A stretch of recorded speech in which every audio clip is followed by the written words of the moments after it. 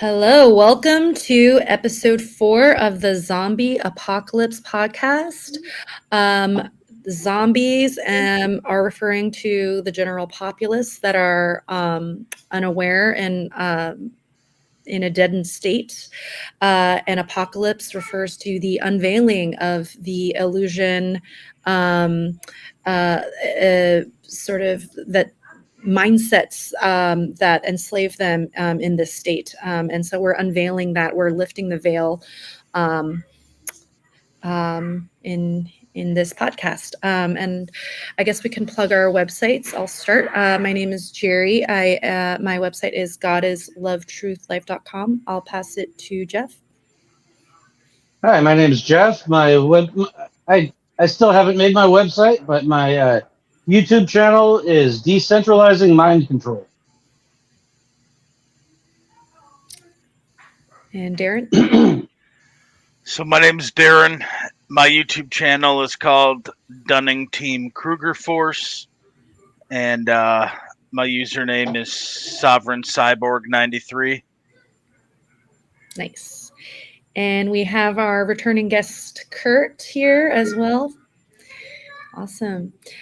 And we're taking turns defining objective morality. Darren, would you like to take it away? Yes. Objective morality under natural law is the notion that morality is governed by basic laws of the universe or nature, or you could say the laws of God, that right and wrong are not a social construct, and that the idea that it is erroneous, and that idea causes us to live in discord with natural law and is the source of most of society's problems. Objective morality is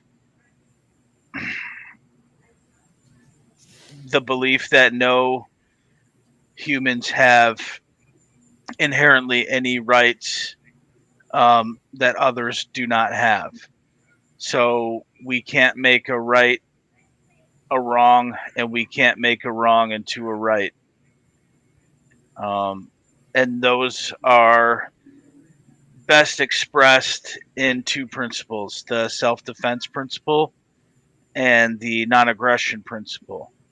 The non-aggression principle simply states if one is not engaging in harm to a sentient being, then what they're doing is by default a right.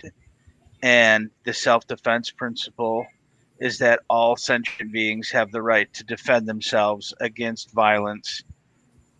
Violence being the violation of their rights, such as theft, coercion,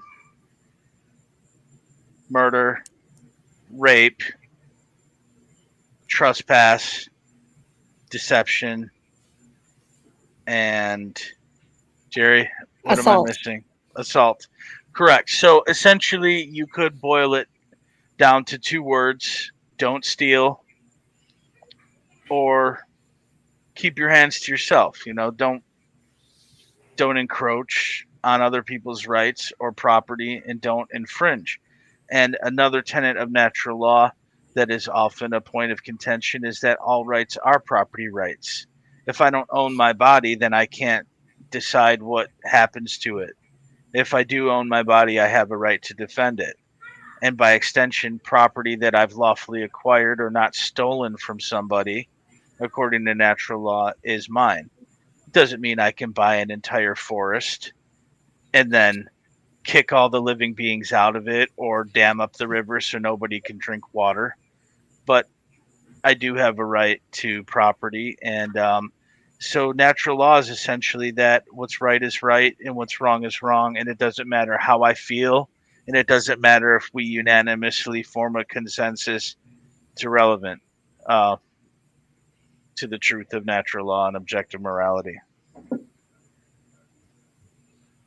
Excellent. I've already said, I've already defined objective morality myself, but there's some things that I think I left out, and I'd like to to add it now if I could find the words. Um, yeah, it's true. What's right is right. What's wrong is wrong, and like that is definitely an objective thing. It's not subjective. To understand how it's objective, like we really need to think about like the word right. It literally means correct, but correct as far as true or untrue is one meaning of it, but also it means like morally right, not morally wrong, and like the connection between correct or incorrect and morality. It comes, I need to think about like what morality is. Morality is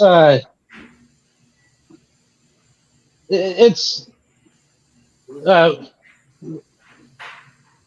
consciousness and matter. Morality is the connection between matter and consciousness.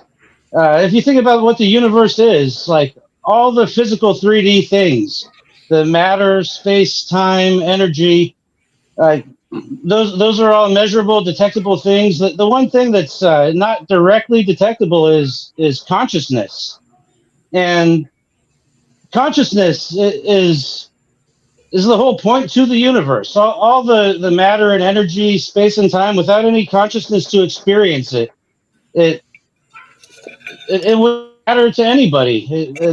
It like you could call it matter, but it wouldn't matter. It wouldn't affect anything without any experiencer. So like these life forms, like th- things like matter that has life. It's animated because it takes actions. Animals are distinguished from plants because they're animated. They can take actions.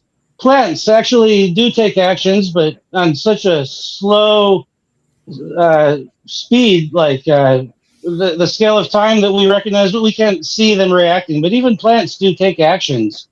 But life, all like makes actions. The conscious actions, it makes a decision, and these actions are the connection between the physical layer of reality and the non-physical, the mental layer of reality. You have thoughts first, and then you take an action according to your free will. Uh, you choose the action to take, and it has some effect on the things in this 3D world, and um, this effect that you have, like here's where it comes to morality. Like you could do like infinite types of actions, and a lot of them they're not going to affect any other living thing, but if it affects the property of a living thing, their body or something they own, then it actually matters to someone. The whole point of this existence is for life. Like if you haven't figured it out yet, like life is what the whole universe is about. It's the point of the whole universe. And think like the whole point of life is to keep on living, like growing, evolving, exploring, creating, and like things that continue uh, that perpetuate the existence of life are what's good.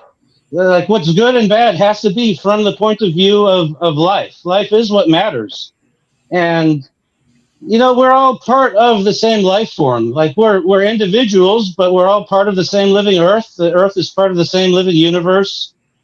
The like and the universe is always gaining entropy. It's like the opposite of the life force. It's the force of death and chaos and contraction all the way down to nothing.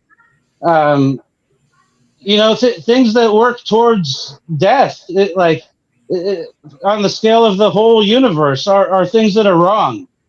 And now you could like define actions as actions that are good to life or bad to life, and like if you I said before, if you just break a rock, it's not hurting anybody. But if someone owns that rock and they're caring for it, it's part of their property. It's part of them. If you hurt the rock that's someone's property, you're you're actually increasing entropy of the other life form that owns that.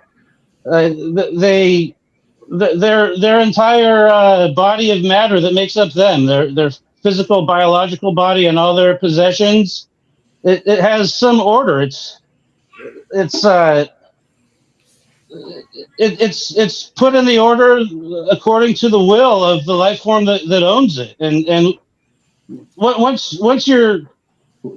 the actions you choose have an effect of violating the free will of another life form, you're increasing entropy in the universe and like decreasing life in the whole universe. Like life forms are what has free will. The inanimate matter, it doesn't have a will. So uh, you know a better way to define like morality, wrong and right, is wrong doesn't violate a free will. Right, I'm sorry, wrong violates free will. Right does not violate free will ever. So, like, that's why doing harm to someone's property is wrong. It's violating their free will. And you know, violating free will is it's decreasing life in the whole universe, working towards death of everything. Um, you know, like I don't want to start rambling. I could always like bring up some more details in future podcasts. It's a very simple thing, but if you try to like explain it very thoroughly, it gets complicated. But I think it's important to explain it thoroughly. So uh, some people might understand it, but they might have some questions. And like if you explain it thoroughly, it just answers everyone's question. But well, we could move on to some other topics specifically for this episode. You guys want to? Yeah. Well, I just wanted to add to what you said.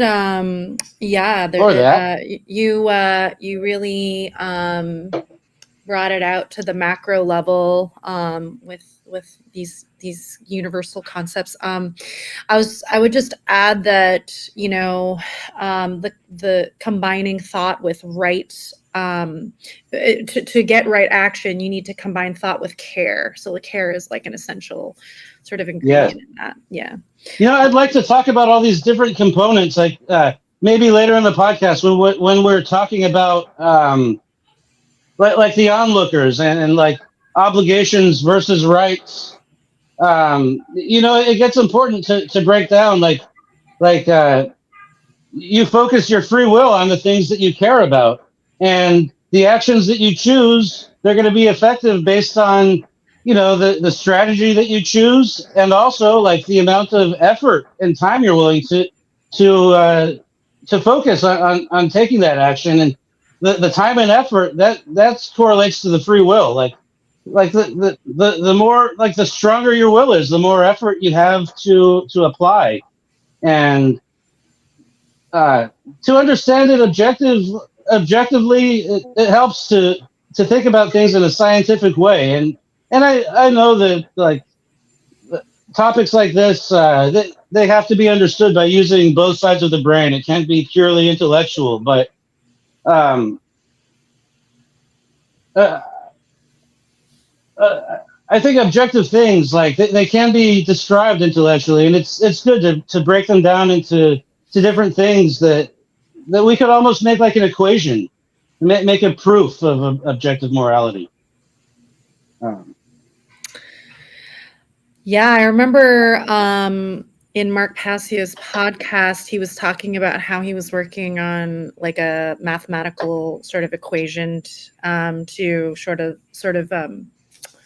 show the correlation, like as morality increases on the aggregate, so does freedom, and the inverse being. I heard that recently. Yeah, he wants to have it peer reviewed by like science journals and everything. And yeah, I think it's a cool idea. Kurt, do you have anything to add? Not in particular, no. Okay. I think I might have neglected to mention one thing, and that is that Objective morality under natural law applies to beings with the capacity to know right from wrong. So that's what differentiates objective morality under natural law from, let's say, the law of the jungle or survival of the fittest. So It's important to bring that up essentially, because I think plants do have their own type of free will, but they don't have the capacity to understand right and wrong. And I didn't want to get right. like too in detail, but I'll bring it up now because I was trying to distinguish between organic matter and inorganic matter. Like, but honestly, I think there might be a chance that even subatomic particles themselves are alive and even conscious, and like the consciousness might be uh, displayed by like the position a particle could be. Um, it's it seems like it's random. It's dependent by probability, but it might be actually the free will of the particle to be in one of the potential places when it's observed. Like the way things work on a quantum scale might be an example of consciousness in things that we don't even recognize as life. I was gonna. Sorry, I kind of interjected what you were saying because I was gonna say something really quick and I went on for too long. But I hope I didn't make you lose your train of thought. If you want to continue, Darren. Oh no, you're good. Basically, yeah, that natural law is really something that applies to people with the ability to know right from wrong. Because if you think about it, um, a lower order being mostly um, goes by instinct. So, they can learn certain things, but a lot of it is like, birds make a nest, birds migrate, mosquitoes bite people. A mosquito doesn't have a choice. Like, there's no, like, they can't just pull up on a blood bank and go have a couple sips from somebody who donated blood. You know what I'm saying? Like, if they could, and they had the capacity, like, maybe they would. Maybe they'd just go to a bird feeder outside a blood bank and, you know. So this applies to humans and higher life forms. Anything that can understand um, right from wrong, because unlike most organisms, most of our actions are a choice. We all have to eat, we all have to live somewhere, we all have to mate, but we actually decide how we do that, and we have the capacity for introspection and retrospection. So also natural law doesn't apply to an infant or somebody with a severe mental disability or someone who's a vegetable, right? So like, as a baby, it might be rude for me to wake up the family at 3 in the morning, but it's not rude for an infant to do that. So it is our responsibility, though, to raise up those infants and our fellow human beings with knowledge that there is an objective morality. So yeah, I mean, we are kind of unique in the fact that we can be cognizant of how our actions affect others. Yeah, So I think a law isn't going to destroy laws are the universal. ecosystem. We can destroy ecosystems. Most other animals have have a certain niche, and they don't really go outside of that. So we have the capacity, so we also have the responsibility. Right. Yeah, laws are universal. They exist like everywhere in the universe. But the natural laws regarding morality, they only apply to things that morality applies to. And yeah, if you can't understand the difference between right and wrong, you're not making this conscious choice. And morality doesn't apply uh, to lower level life forms. But some advanced individual from the dog species or the crow species or dolphin or something might actually have some understanding. And I think as soon as they have an understanding of right and wrong, the natural the laws that govern morality do apply to their choices. Sure. Yeah, when a being obtains that capacity, then yes. And I would say that a lot of intelligent creatures, or even not so intelligent creatures, know on a basic level, like some right from wrong. I mean, they know that they don't like suffering being inflicted upon them, right? So, I mean, I've seen, like, my dog, for example, is a larger dog. The first time she saw a cat, she didn't really want to like maul it or anything. She just looked at it like, "Oh, what's this little thing?" But if that same if she met that same cat in another context, jumping in the backyard, climbing over the fence, she might attack it. I guess, but in the context she was in, it was a peaceful context, and that's one thing that, unless they're abused, animals don't really seek out humans or other beings to attack that are But not for food. animals do all share the ecosystem together, and if you have species that are predatory and they're eating each other, it's less efficient than species that are symbiotic. Like they'll probably all get to have longer Well, lifespans if they're symbiotic instead of I predatory. Like think you they might do say, the cause and effect and the consequences of the actions do still apply to them. They just don't have the ability to choose. Kurt, you Kurt, were saying something?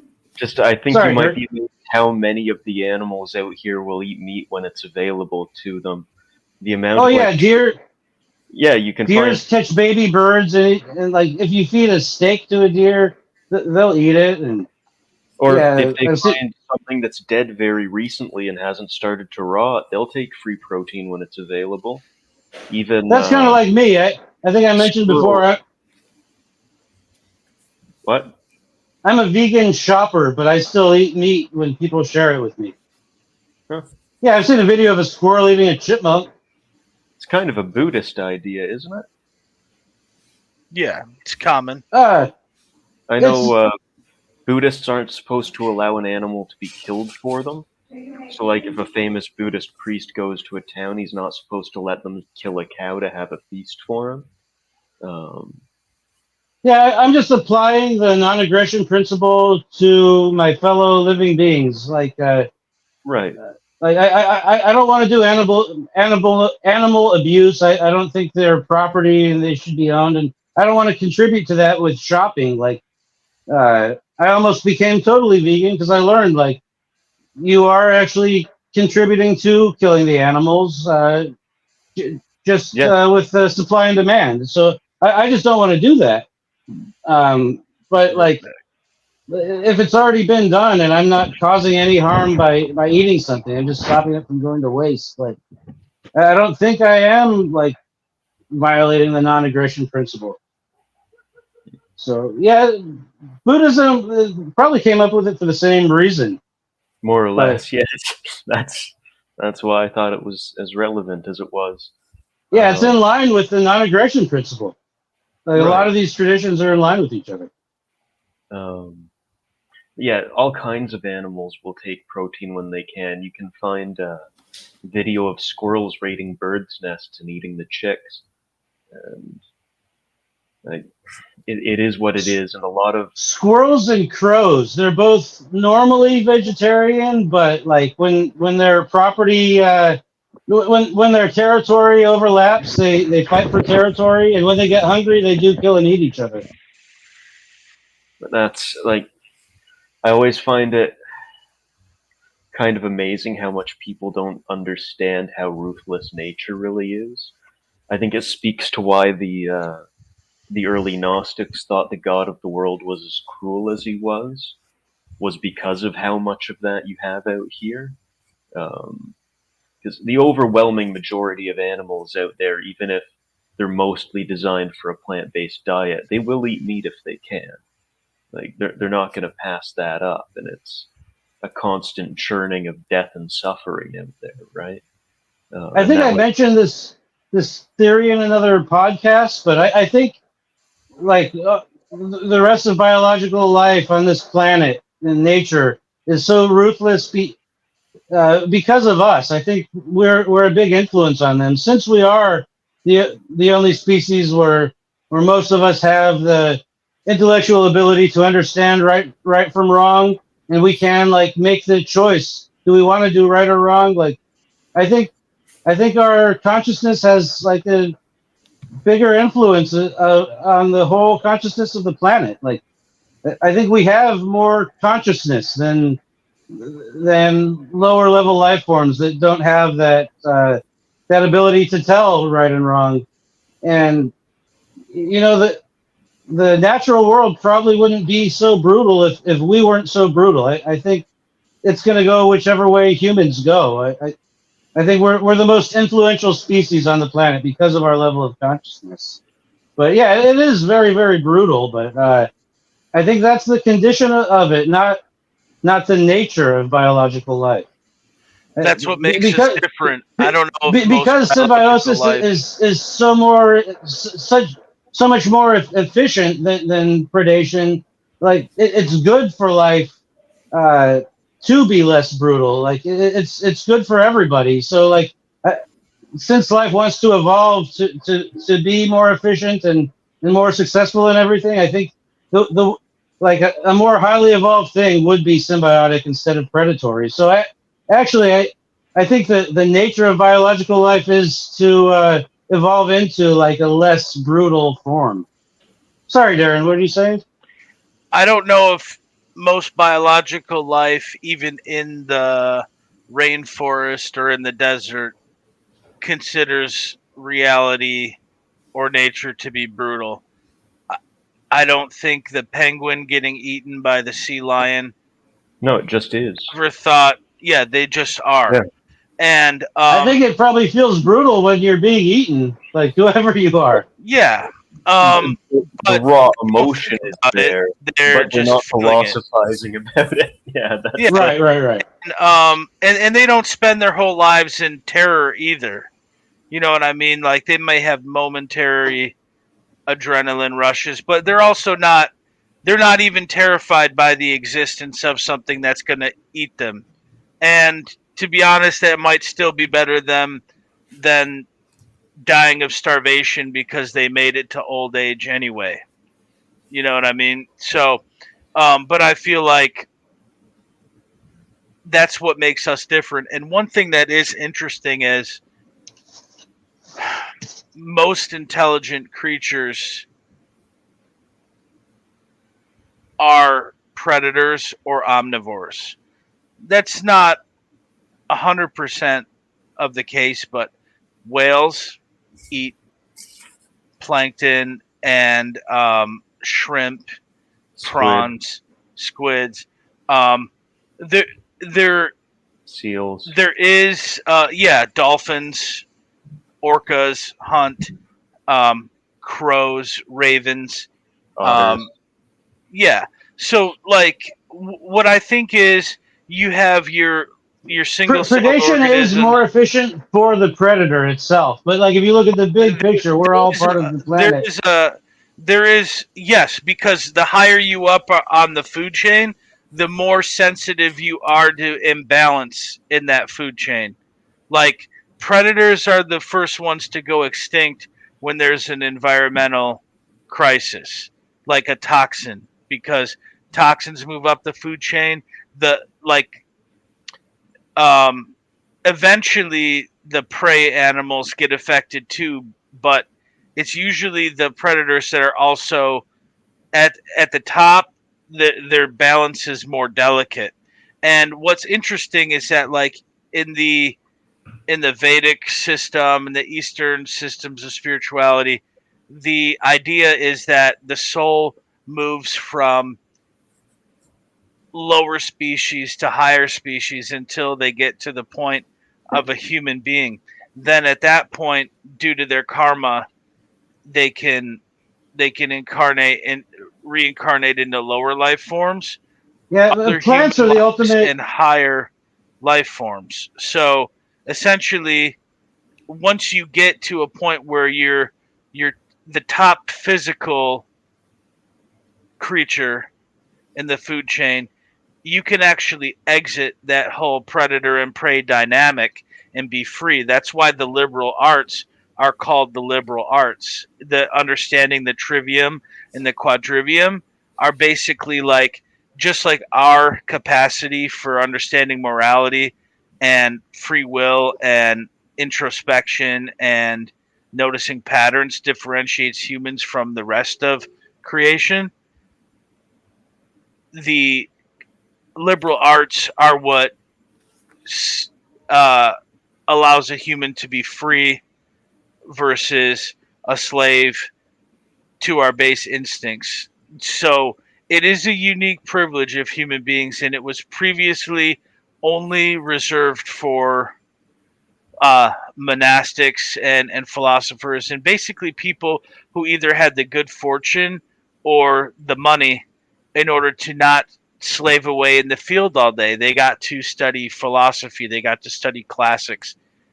They had to be somehow able to spend that time studying those things. And it was those people that invented the printing press, invented medical surgery techniques, and we're at a unique point in human history to where there's a public library in every municipality in the United States, and I would say most countries in the world. We And have how the many internet. people go to them? Man, I Yeah. used to skip school, smoke a joint, and go to the public library, read whatever the fuck I want to read. I'd go to the Dewey Decimal System and I'd look up metaphysics and philosophy, and I would sit there and read all day. And then You didn't like when it school was because you time like to learn, right? right, and when it was time for school to get out, I'd go pick up my friends from school and pretend like I was there the whole day and come home on Nice. time.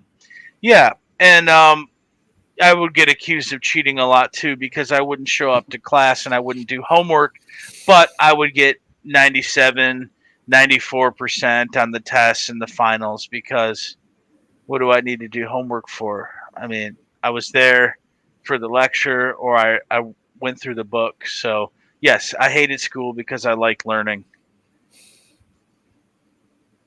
But yeah, so this is the liberal arts, philosophy, and spirituality. Um, Understanding the laws of nature will get you to the point where you realize there's an underlying cause, a prime mover, um, uh, a generative principle. So basically, once we have this capacity to understand, then it's actually our responsibility to act with that understanding. Um, and if we don't, no one's going to force us, not even God, because the laws don't affect the law. The laws affect the outcomes and the being subject to those laws. So we're not going to hurt God by violating the rights of other human beings. You could say we do in a sense because we are all connected I think and we when are we hurt each part other, of God one. is hurting itself. It'll balance out eventually, but we're not going to like the way it balances out, essentially. And it doesn't have to be difficult. The laws are there for our own benefit.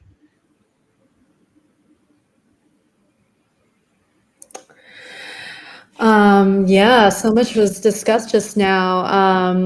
I going back to, what the sort of food chain that we're seeing in the animal kingdom. I do wonder what it would be like if humanity chose to live morally, if there would be an effect in the natural world. It's hard to know, right? Because we've If it always it would have to be very gradual. You're not gonna see lions just suddenly start foraging for roots the next day or anything, right? Like, Sure. Yeah. But it's like, I mean, we can't prove that that's going to happen because we haven't no, had that yet. Yeah. where skeptical humanity's of moral. that Yeah. personally. I'm not on the side of veganism. I'm not opposed to people who are. It's not a take I personally subscribe to. And part of that, part of it is, I guess you could call indoctrination, because I grew up with my grandparents and my relatives raising cattle. Um, my sisters both have chickens and rabbits and things. It's a normal part of my life, right? Um, but to that end, you see how brutal they are to each other, and they're not being moralistic about it. They're usually not it's not cruelty. It's just they're being animals. This is what they do to each other. Sometimes the chickens will all just decide to chase one around and pull its feathers out and peck at it till it dies. And the only thing you can really do is separate that one chicken, wait till it heals back enough that it can't show that it was being abused, and try to mix it in with a different lot of chickens and hope they get along. Like there's only so much you can do to try to fix that. And I don't. in a way, because I kind of see animals as being so heavily ruled by instinct, I consider us to have obligations towards them regarding how they live and how they die. But I don't think we have to completely abstain from like hunting and fishing and farming. But when you're keeping livestock, you are completely responsible for that animal's life, right? You're responsible for its living conditions, its safety, its whole experience, and you actually have to take accountability for that. You have an obligation there. Whereas if you had left it alone in the woods, you wouldn't. What do you think about that, Kurt? How it translates to the repercussions on the scale of human society? For example, if you were to take a frontier culture from, let's say, Canada. Can I describe exactly? Mm-hmm. So, when you're talking about like the horrors of factory farming, one of the worst things about it is that when they're showing like the chickens, you have all these tiny, tiny little boxes that barely fit the chicken, and they're all just stacked on each other like shelves, right? One on top of each other, row after row. They can't really move, they can't do anything, they're just, well, every time I drive towards a major city and I see all of those high-rise buildings that are all these tiny little concrete boxes with little lights, all I can see is the macro version of the micro of the See, factory. it's exactly as above, so below. See, like the dark occultists, like Bill Gates, the royal families, the Rothschilds, and whoever the ones are that we don't know who they are. Like they think of us as their property, and because of that, they want to get people out of rural areas, get everyone living in big cities, stacked up in these high-rise apartments, similar to the chickens in cages. It's all because they think we're property, and they justify thinking of us as property. Uh, Kind of another reminder about the name of the podcast. They like why it's called zombies is the dark occultists call the uninitiated the dead because they don't understand the objective morality. They think morality is subjective, and some humans are fit to rule other humans and decide what's right and wrong. That they don't believe that. They know that we believe that, and because of that, they consider us the dead, a lower form of consciousness, a different species. They even think they're like ascended above normal humans, and because we're a lower form species with a lower level consciousness, they justify owning us and doing what they will to us, and causing our chaos. So their order can come out of our chaos. And we're doing the exact same things to animals. We justify it because they don't know what's right and wrong. They're a lower level consciousness. Several humans, the ones who promote the slaughterhouses and the whole the livestock ownership industry, they have the same exact point of view towards the animals that the dark occultists have towards the masses.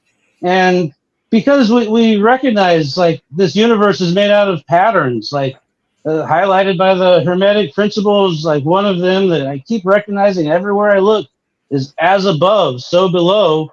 Like that's why like no I I can't justify like humans owning animals because I also like uh, I assert that no one can own me. I'm free. Like Bill Gates or a royal family or whoever like does not own me if they think they do.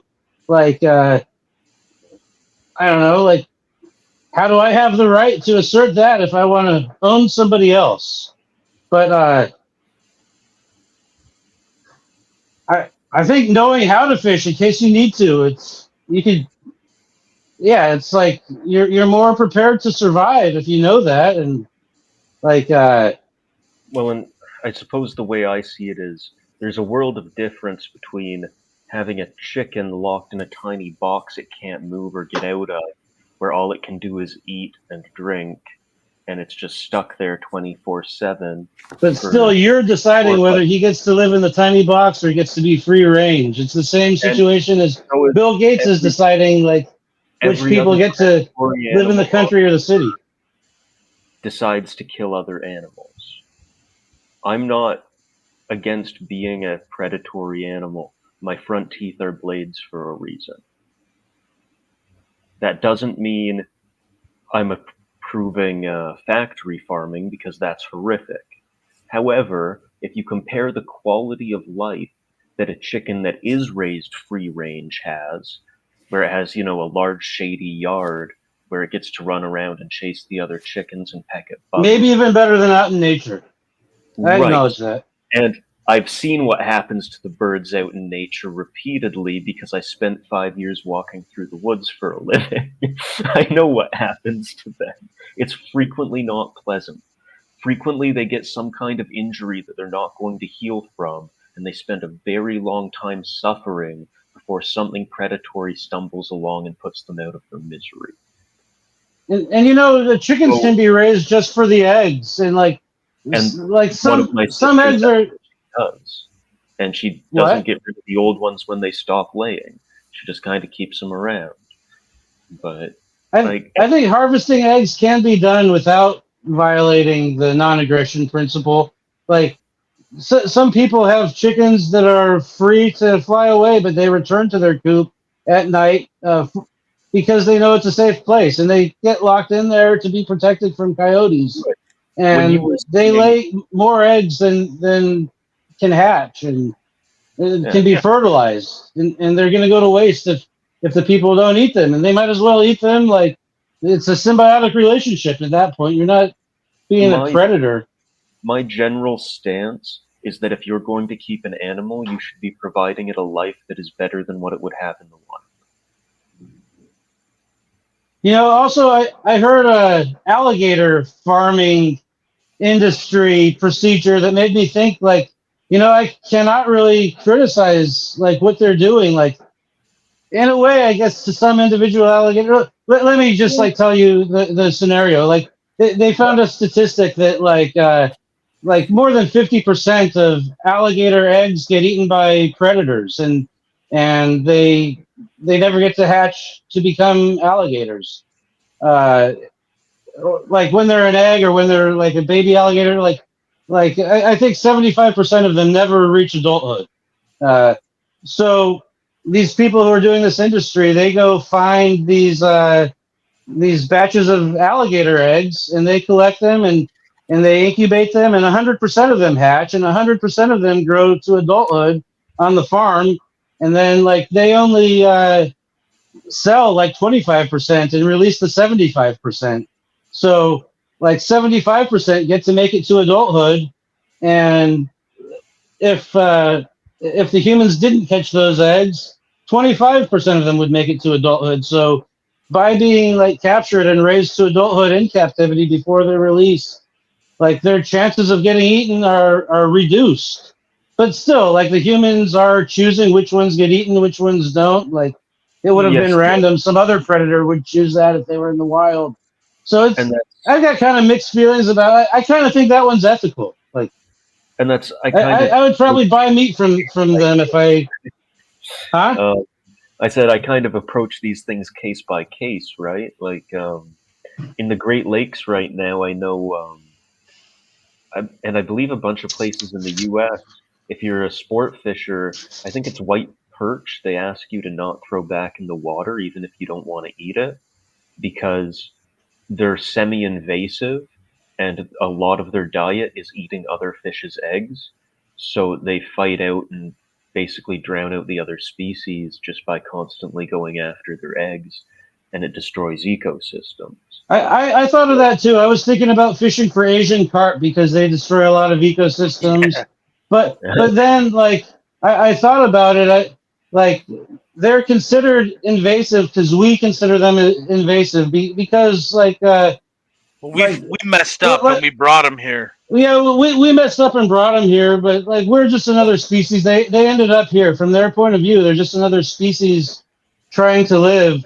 And like, what's gonna happen if they like outcompete these other species? Like, the other species will go extinct. But like, who are we to say like which species gets to prevail and which doesn't? Like, yeah, I see the point of view about like how it could be considered ethical, but I don't know. I kind of have.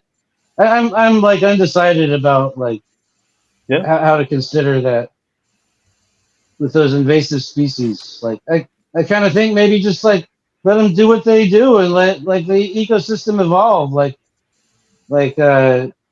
don't violate the non-aggression principle just to tweak the ecosystem and make it like according to our own design.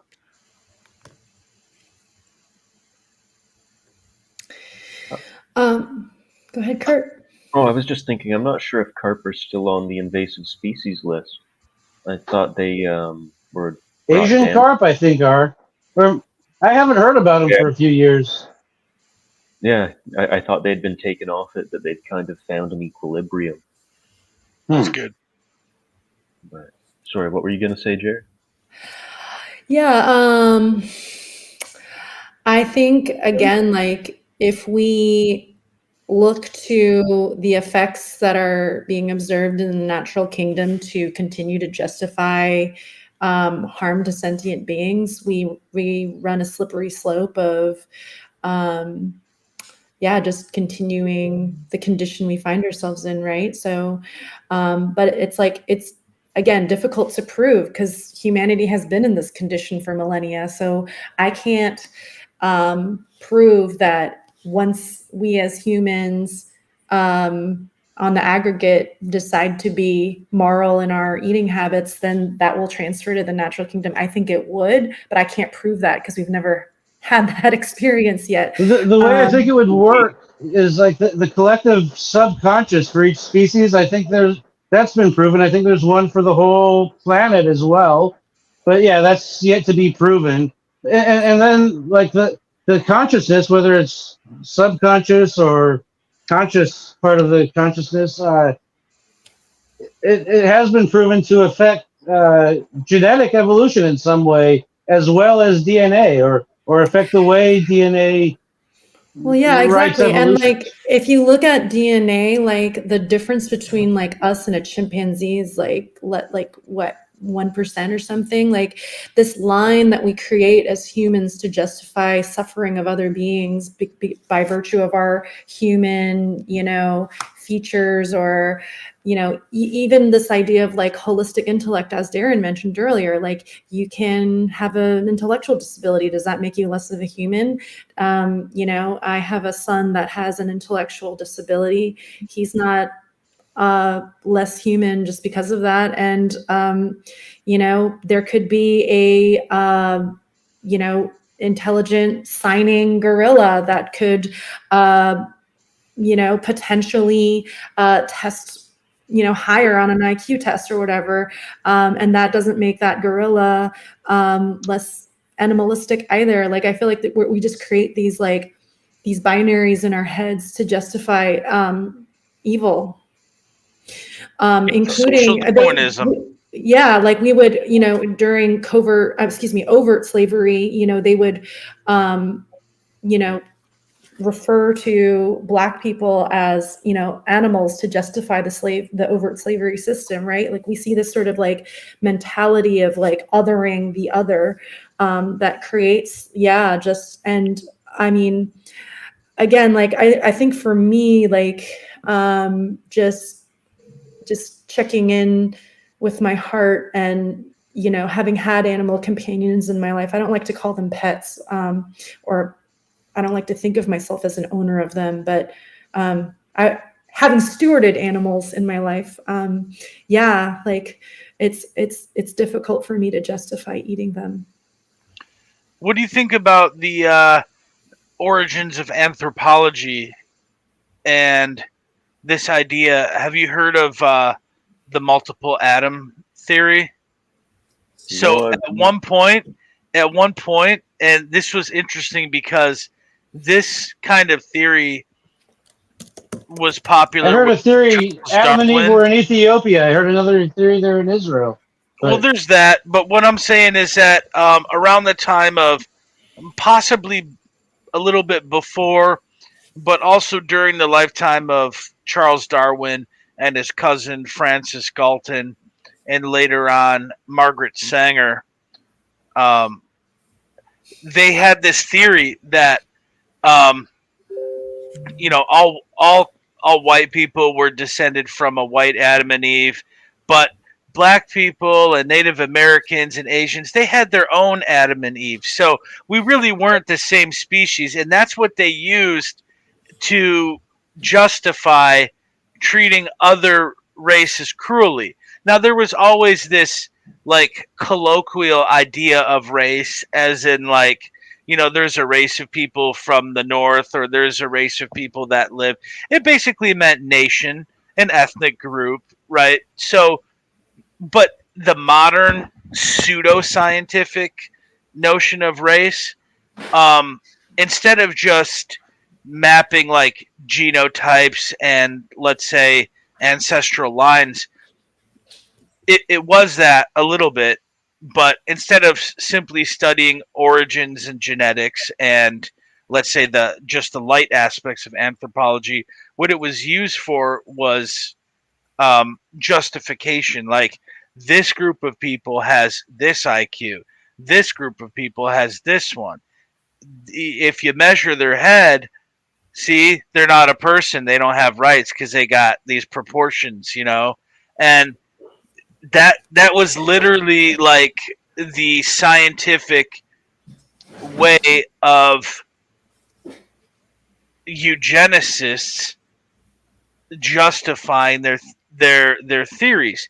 And one of that was, well, look, this person has a disability, they're absolutely miserable, like, it's actually more humane to like euthanize them. I mean, we're that doing that right now. we're doing that right now.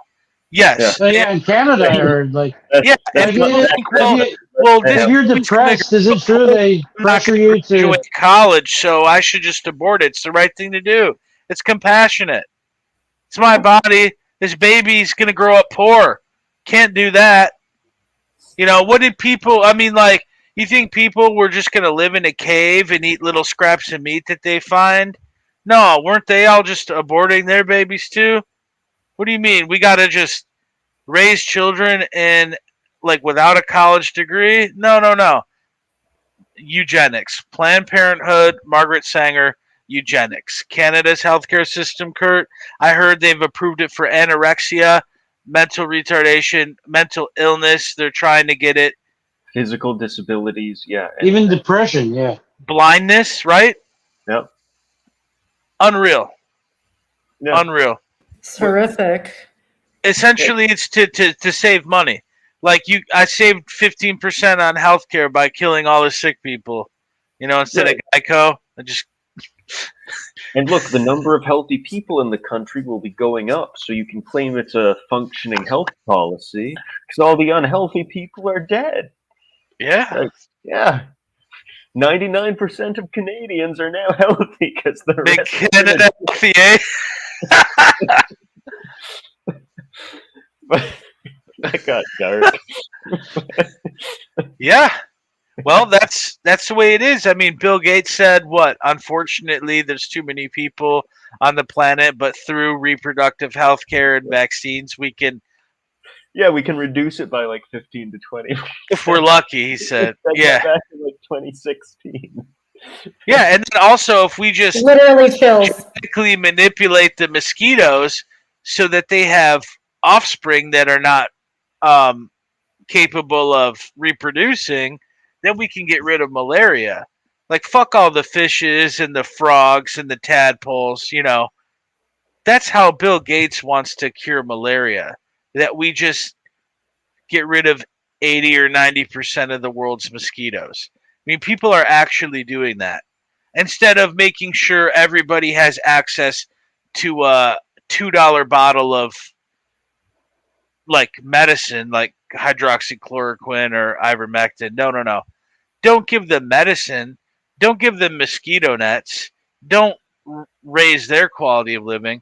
Actually, just genetically modify mosquitoes so that their population goes down. And then when the frogs die off and the fish die off, these people will be like starving again. And then you can offer them more abortions like Bill Gates loves to do. And then you can offer them infant formula so that they don't breastfeed. And then they mix that formula with the dirty groundwater and then they die of dysentery. And you just keep controlling them, and then they'll wait for the UN to drop some food off. And then the blue helmets will colonize their land. And I mean, this is a demented idea that fucking scientism has the right to say who lives and who dies. It's easier to control us if there's less of us to rebel, and also as above, so below. We're following the model of like lower level species that have centralized authority, like the ants and the bees. They have like the queen and the drones that reproduce, and everyone else becomes sterilized by their conditioning or sometimes by evolution, but like there's only a couple who breed, and the rest are just there simply to serve the ones who reproduce and make the decisions. They might not make complex decisions as insects, but still, like the queen makes some more decisions than like the servants. So, I really want to make the point regarding what Darren was saying about these people who've been kept in absolute poverty and abused constantly.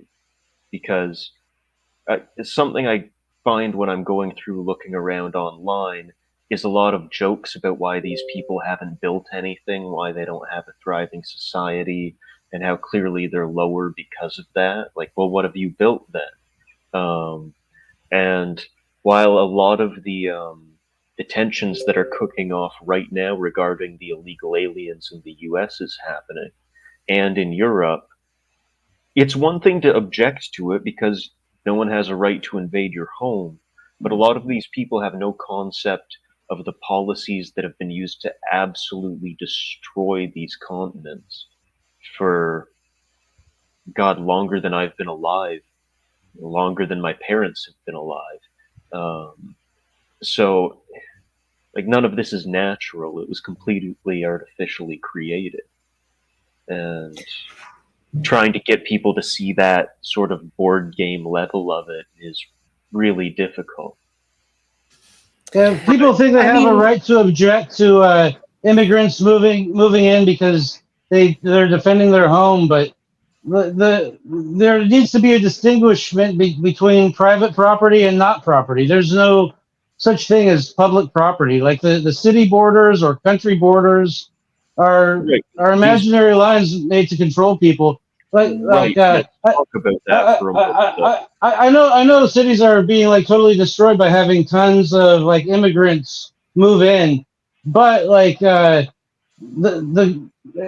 the it's not because like the government is allowing them to move in. Like the government No, it's shouldn't worse than stop them from moving in. No, the government is causing them to move in, not allowing them. exactly. It's not natural immigration. Like all these people wouldn't be coming to all these cities without the government like paying them and giving them incentives. And Exactly. like Yeah, if like all of us are saying like who no, you need to defend our borders. We want to have government as the solution. You need to stop these people from coming in.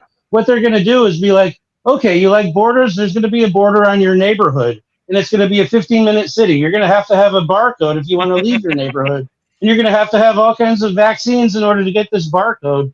And you can't have like a social media that says anything contrary to like our narrative like that's going to be the see they're conditioning us to want borders so they could give us borders and tell us that they're giving us what we want like there should not be any rule of migration. People should be able to freely travel across like all of these borders because they're not true property. We don't collectively own a whole continent or a whole piece of a continent.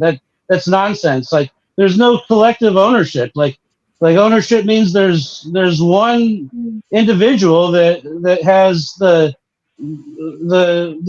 sole decision over what happens to the property. Like there's private property. There's not this public property that yeah, like it's wrong to restrict immigration, but also like it's wrong to like force this immigration. Like U.S. citizens, most of us don't want to disarm other U.S. citizens, but like it seems like the UN and George Soros and the society engineers are trying to recruit people from all over the world who would be willing to arm U.S. citizens and say that they're migrants who need to take refuge. And pretty soon they're probably going to be wearing UN uniforms and knocking on our doors. But well, like, why do these Well, people want to come to this country? I think that's what Kurt was getting at, right? yeah, because they're being paid to. Because exactly. government. I mean, like The there government should be gives no incentives. reason. There's no reason objectively that living in the Philippines or living in Kenya or living in India should be any worse than it is Yeah, living here. government is making the other places bad. And like Yes. all these governments are part of the same big government, the United Nations, Right. which is part of the same big like slave infrastructure with the religion and the banking systems as well. You're already living in the Hunger Games society. The Yeah. the existence of a You new just got to world zoom order, out to recognize it. but the existence of a new world order requires that there was already an old world order. Like you've never been free. They're just kind of trying to change what the control system is a little. Like the 1.1 release. That's all it If is. we feel like we have a choice and that we're all like we all get a vote, right? So that means it's it's our choice. I mean, that's what they're trying to make us believe. That, our democracy. We gotta preserve our democracy. What the hell is democracy? It's Mob rule. tyranny of the majority. It's mob rule. I Yeah. mean, I don't give a shit if Because I hate my neighbor because everybody they chose the wrong master. everybody decides I have to do one thing. I don't have to do it. I don't care if 8 billion people say that, I can't say what I want. I can still say what I want. What's right is right, what's wrong is wrong. And we're truth and morality are not based on a consensus. There is no moral legitimate to democracy whatsoever fucking ever. In fact, honestly, a monarchy may actually be less violent than the democracy we have, because I don't recall living in a monarchy. Okay, I don't know what it's like, but I assume as long as the king or the landlord gets the money they're expecting, they don't give a flying fuck if the peasants don't cut their lawn. They don't care what religion the people are to an extent. I believe what we're dealing with now is They orders do of care if magnitude you're worse than See, under the King thing is, the George the people Third. don't like being owned, and because of that, they're less productive, and the king never gets all the money that he wants to get. And you see what happens in Yeah, like but I North think Korea is we deal with a lot it's called more than the communism, but American but colonists. the end goal of communism and Nazism is monarchy. So even though it's called communism, they reach the end stage. And Kim Jong Un pretty much is a monarch, a dictator. So Right. yeah, The it's monarch poverty for doesn't. everybody because he's not The getting what he monarchs and the wants. kings, they don't lie to the people and tell them like this is your choice, like this is for your own good. It's kind of like I'm the king. This is where it's at. Whereas in democracy, we have this bullshit lie that we believe that, like, one, it's necessary.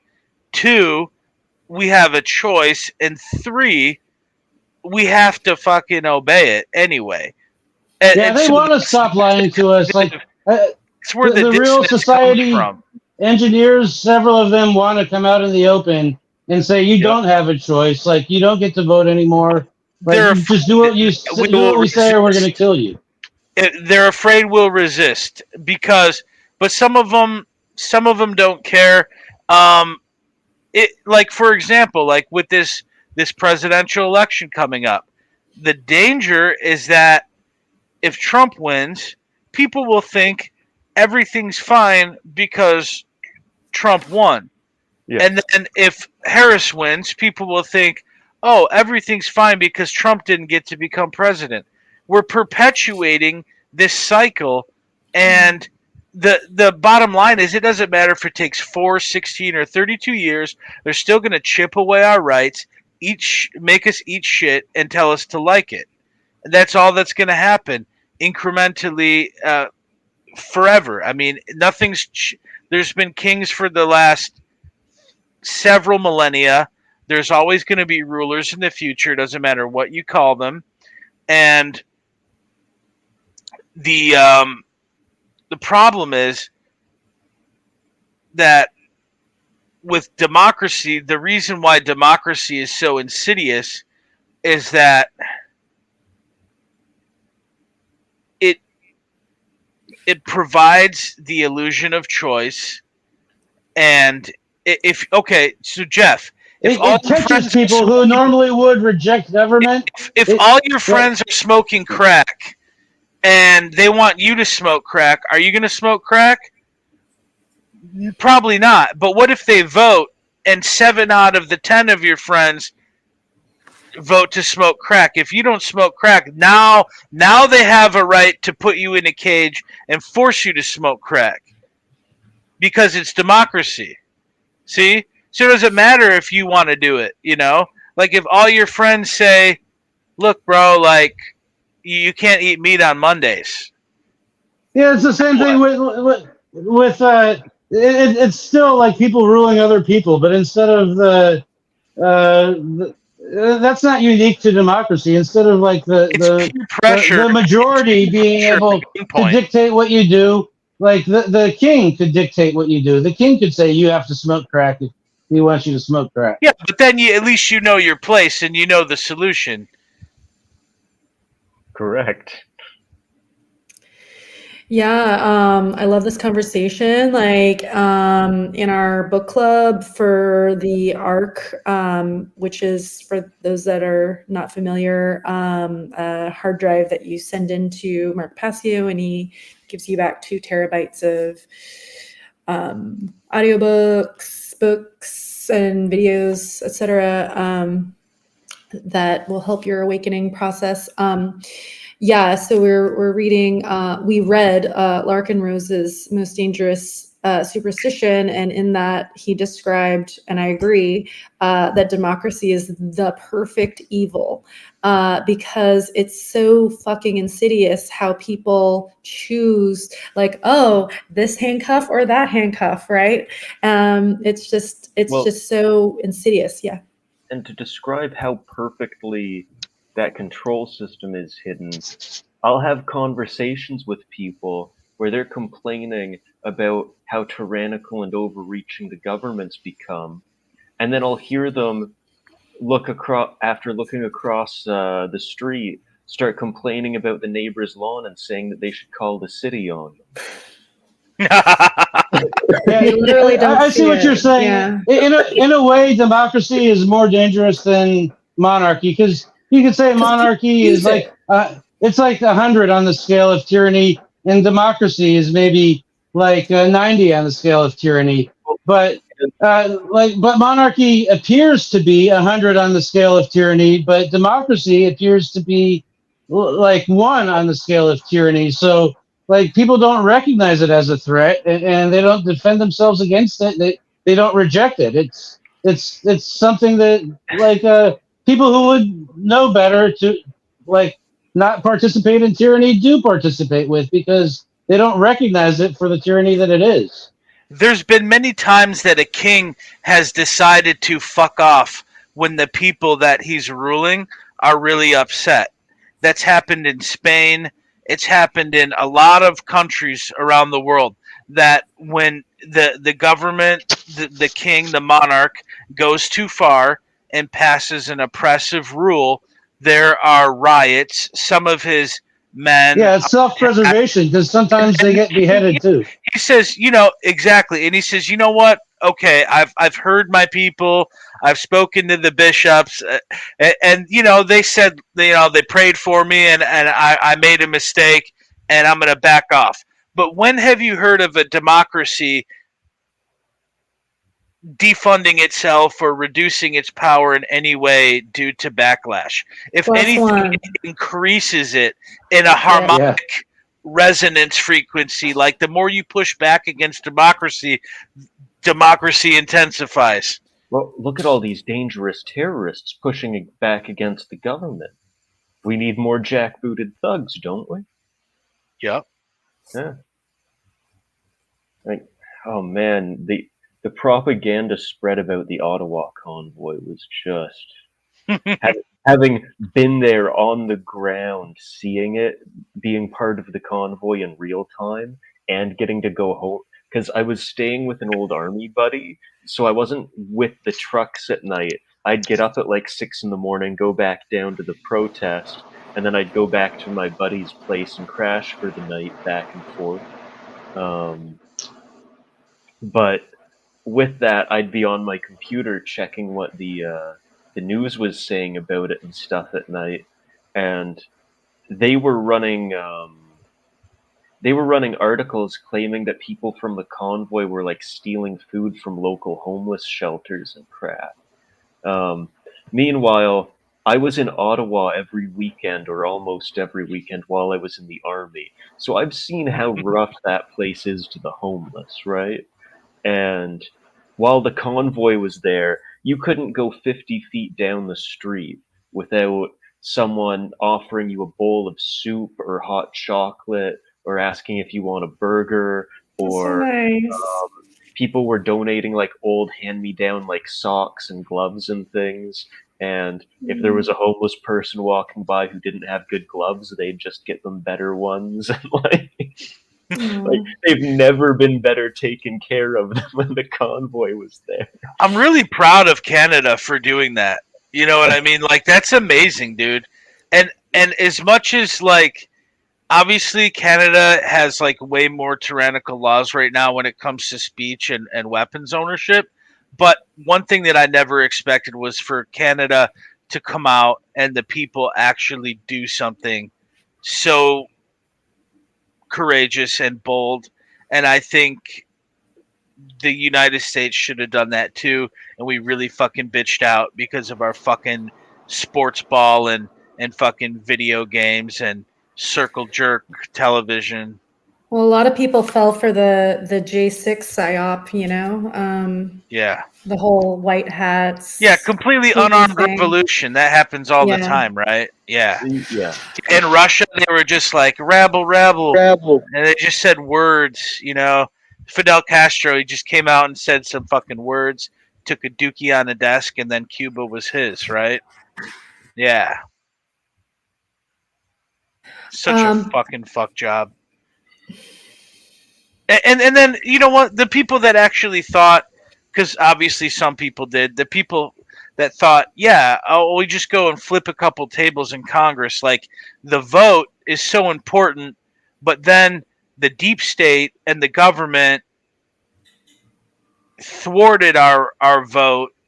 So the best way to overcome tyranny that makes our vote irrelevant is to go not certify the votes. I mean, how stupid can you be? Like, if someone has the power to like screw up the vote count, then why does not certifying the vote count?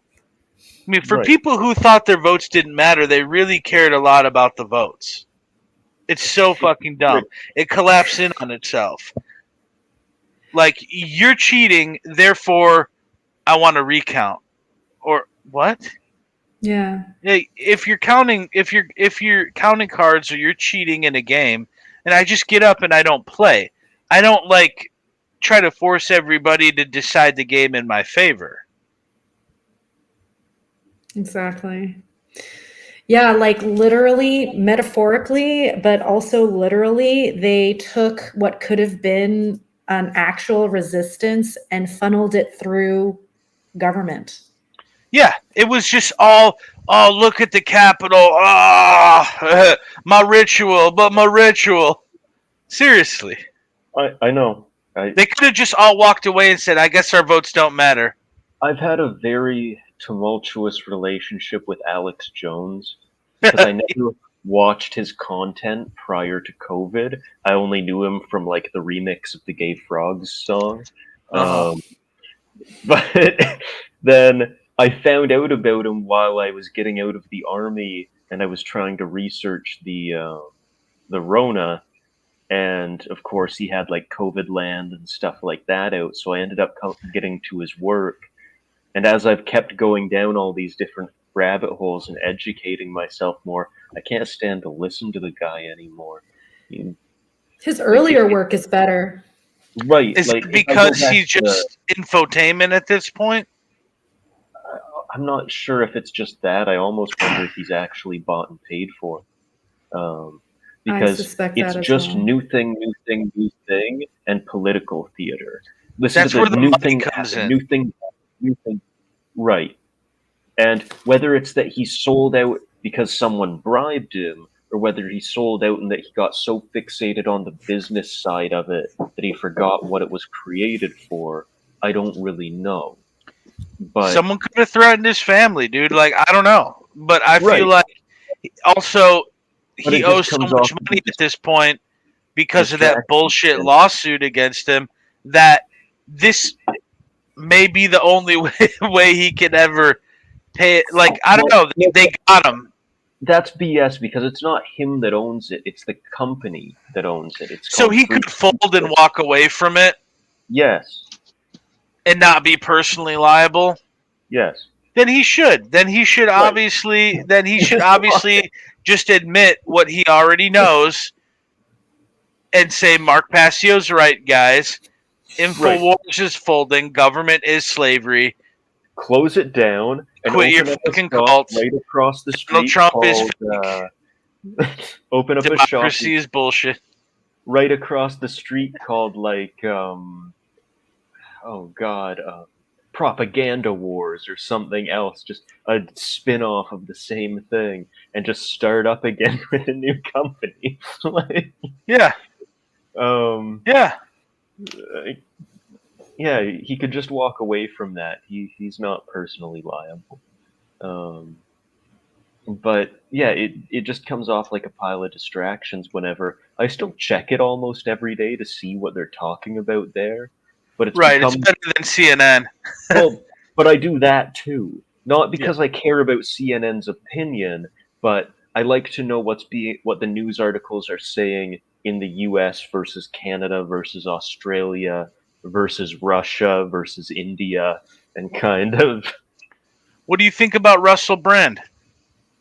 he's He's in a psyop. lot, yeah, he's in a lot of the same spot for me. Right. He But what do you talks think about, like, I like how he reports from the actual sources, kind of like Alex Jones does. It makes you Yeah. want to actually research the things. Who's like Alex Jones for Canada? Is it Chris Sky? Oh, yeah, I know Chris. Well, I know of him. Um, He seems a little bit like Alex Jones. well, he's very cult of He's not as personality. big though. Um, he's he's got a lot of ego. I don't know if his intentions are good or not. I really can't get a feel for that guy. What do you guys think? Do you think it's easier for a camel to pass through the eye of a needle than it is for a rich man to enter the kingdom of heaven? If you really think about it, honestly, what we're talking about is money talks, bullshit walks. Okay, that's the motto of our current society. Name one person advocating natural law that's financially successful. And I'm Well, not saying that that makes somebody legitimate or not, but I'm just saying uh, finance, that's the biggest religion. It doesn't matter if you're in Mecca, Tel Aviv, Jerusalem, the Vatican. All those organizations take cash donations. there's a video I should send you after this by a guy. He goes by Stardusk. He's part of the MGTOW community, but he did a video where he did a breakdown of Patrick Bateman from American Psycho Okay. and the psychology of that character and what he was describing as he went through sort of the process of what you see frustrating Patrick throughout his workday and his life is that he's woken up to how fake everything he's interacting with is, the whole corporate America life.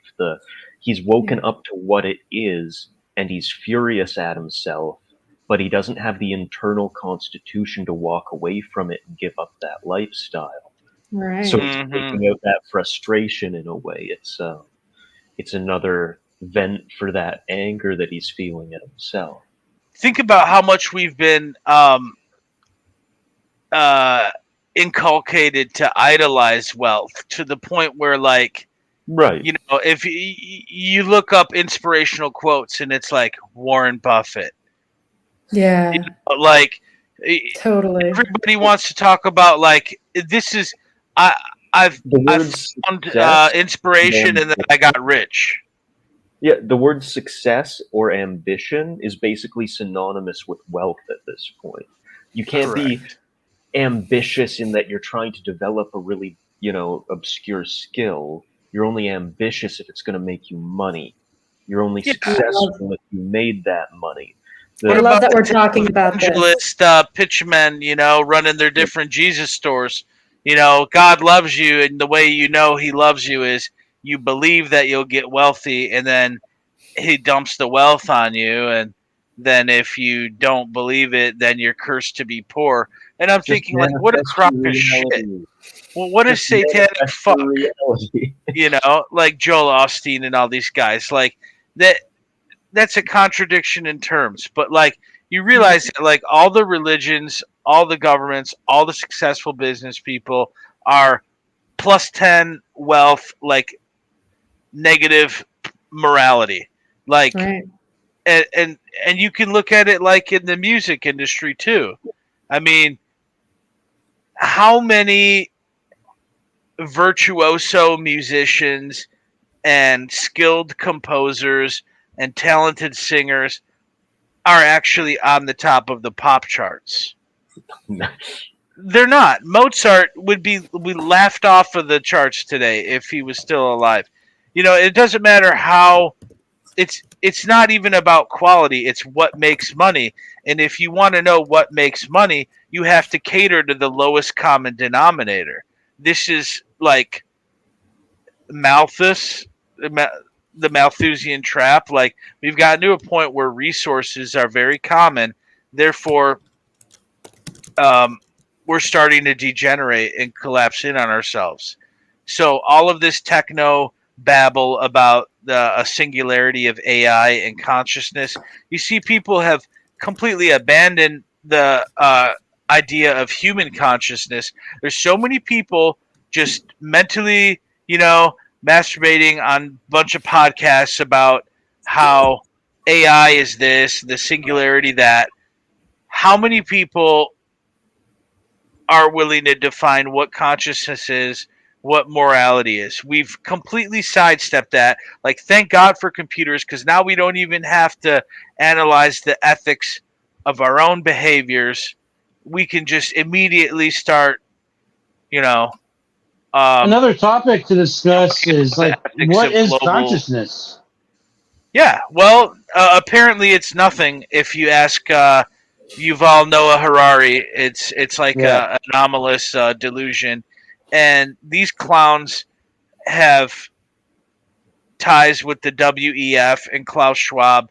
Like, our entire society is completely trying to circumvent, a morality in general, and just go to a post morality, post human, transhuman, post truth, post truth. They've said that in their own writings, Wow. and Love so that. yeah. Oh, 1 second. Oh, did I? Oh, there's the window. I'm getting all confused. Just you reminded me of something I saw about a day ago when I had to pull it up. I sent you Darren, a link to a song. I pulled up the lyrics here. I'm not sure how much I can even go through. This is the height of the modern rap music industry. The song is called "Eating." Eating. Oh god. Eating? Who's it by? Suki Hana, Sukihana. Okay. I've got the lyrics up. In Oh front. gosh, I'm looking at. I'm scanning the lyrics right now. Yeah. Oh Bitch, goodness. it's Suki with the good cat, yeah, the motherfucking good cat, yeah. Y'all hoes know my fucking name, bitch. Bitch, you know my motherfucking name, ho. Let's stop casting that spell, Kurt. Let's not cast that spell. Gotta get Oh jeez. boats and hoes. Well, Yeah, it it's sucks because the rap is actually there's some really amazing conscious rap, but yeah, that doesn't get to the radios. a Yeah. conscious rap artist is called Atma, Atma, Atma. He is an amazing conscious rapper. I had the pleasure of meeting him. Oh wow. He has Beyond Birth and Death, Sweet. Master Builders. He's been Nice. part of a lot of Lost Children of Babylon, but it's all Atma, and he's in the East Coast, I believe, New Jersey area. But if I were to throw a festival, like a freedom festival, he would be the artist that I would want to perform. Nice. I've bought his physical albums. He raps like multi-syllabic rhymes, and he discusses metaphysics in there. I mean, his raps are like hundreds of vocabulary words that you would have to look up in an occult dictionary. Sweet. He knows this stuff, but that's what the industry doesn't want. They don't want KRS-One. They don't want Atma. They don't want any of these spiritual Immortal Technique. Have you heard of Immortal Technique? Yes. They specifically, the industry specifically pushed the gangster rap agenda because of financiers wanting to pump up the for-profit private prisons. Right. So they would meet at their little closed meetings, and they would say, "Look, man, we need private prisons. We also need a low. We need a low Yeah, so they need to unskilled put the labor bad force." influence and make the people like do all the stupid shit, so they Same get, way they business for created the the prisons. welfare system after the civil rights movement, because they have to have some way to keep people down without admitting they want to keep people down. It's epic I eugenics. like a lot of Immortal Technique songs. He's got a lot of songs that are like really anti-police. But then, like, I didn't watch the whole interview. I saw some clips of him in like an interview with Abby Martin.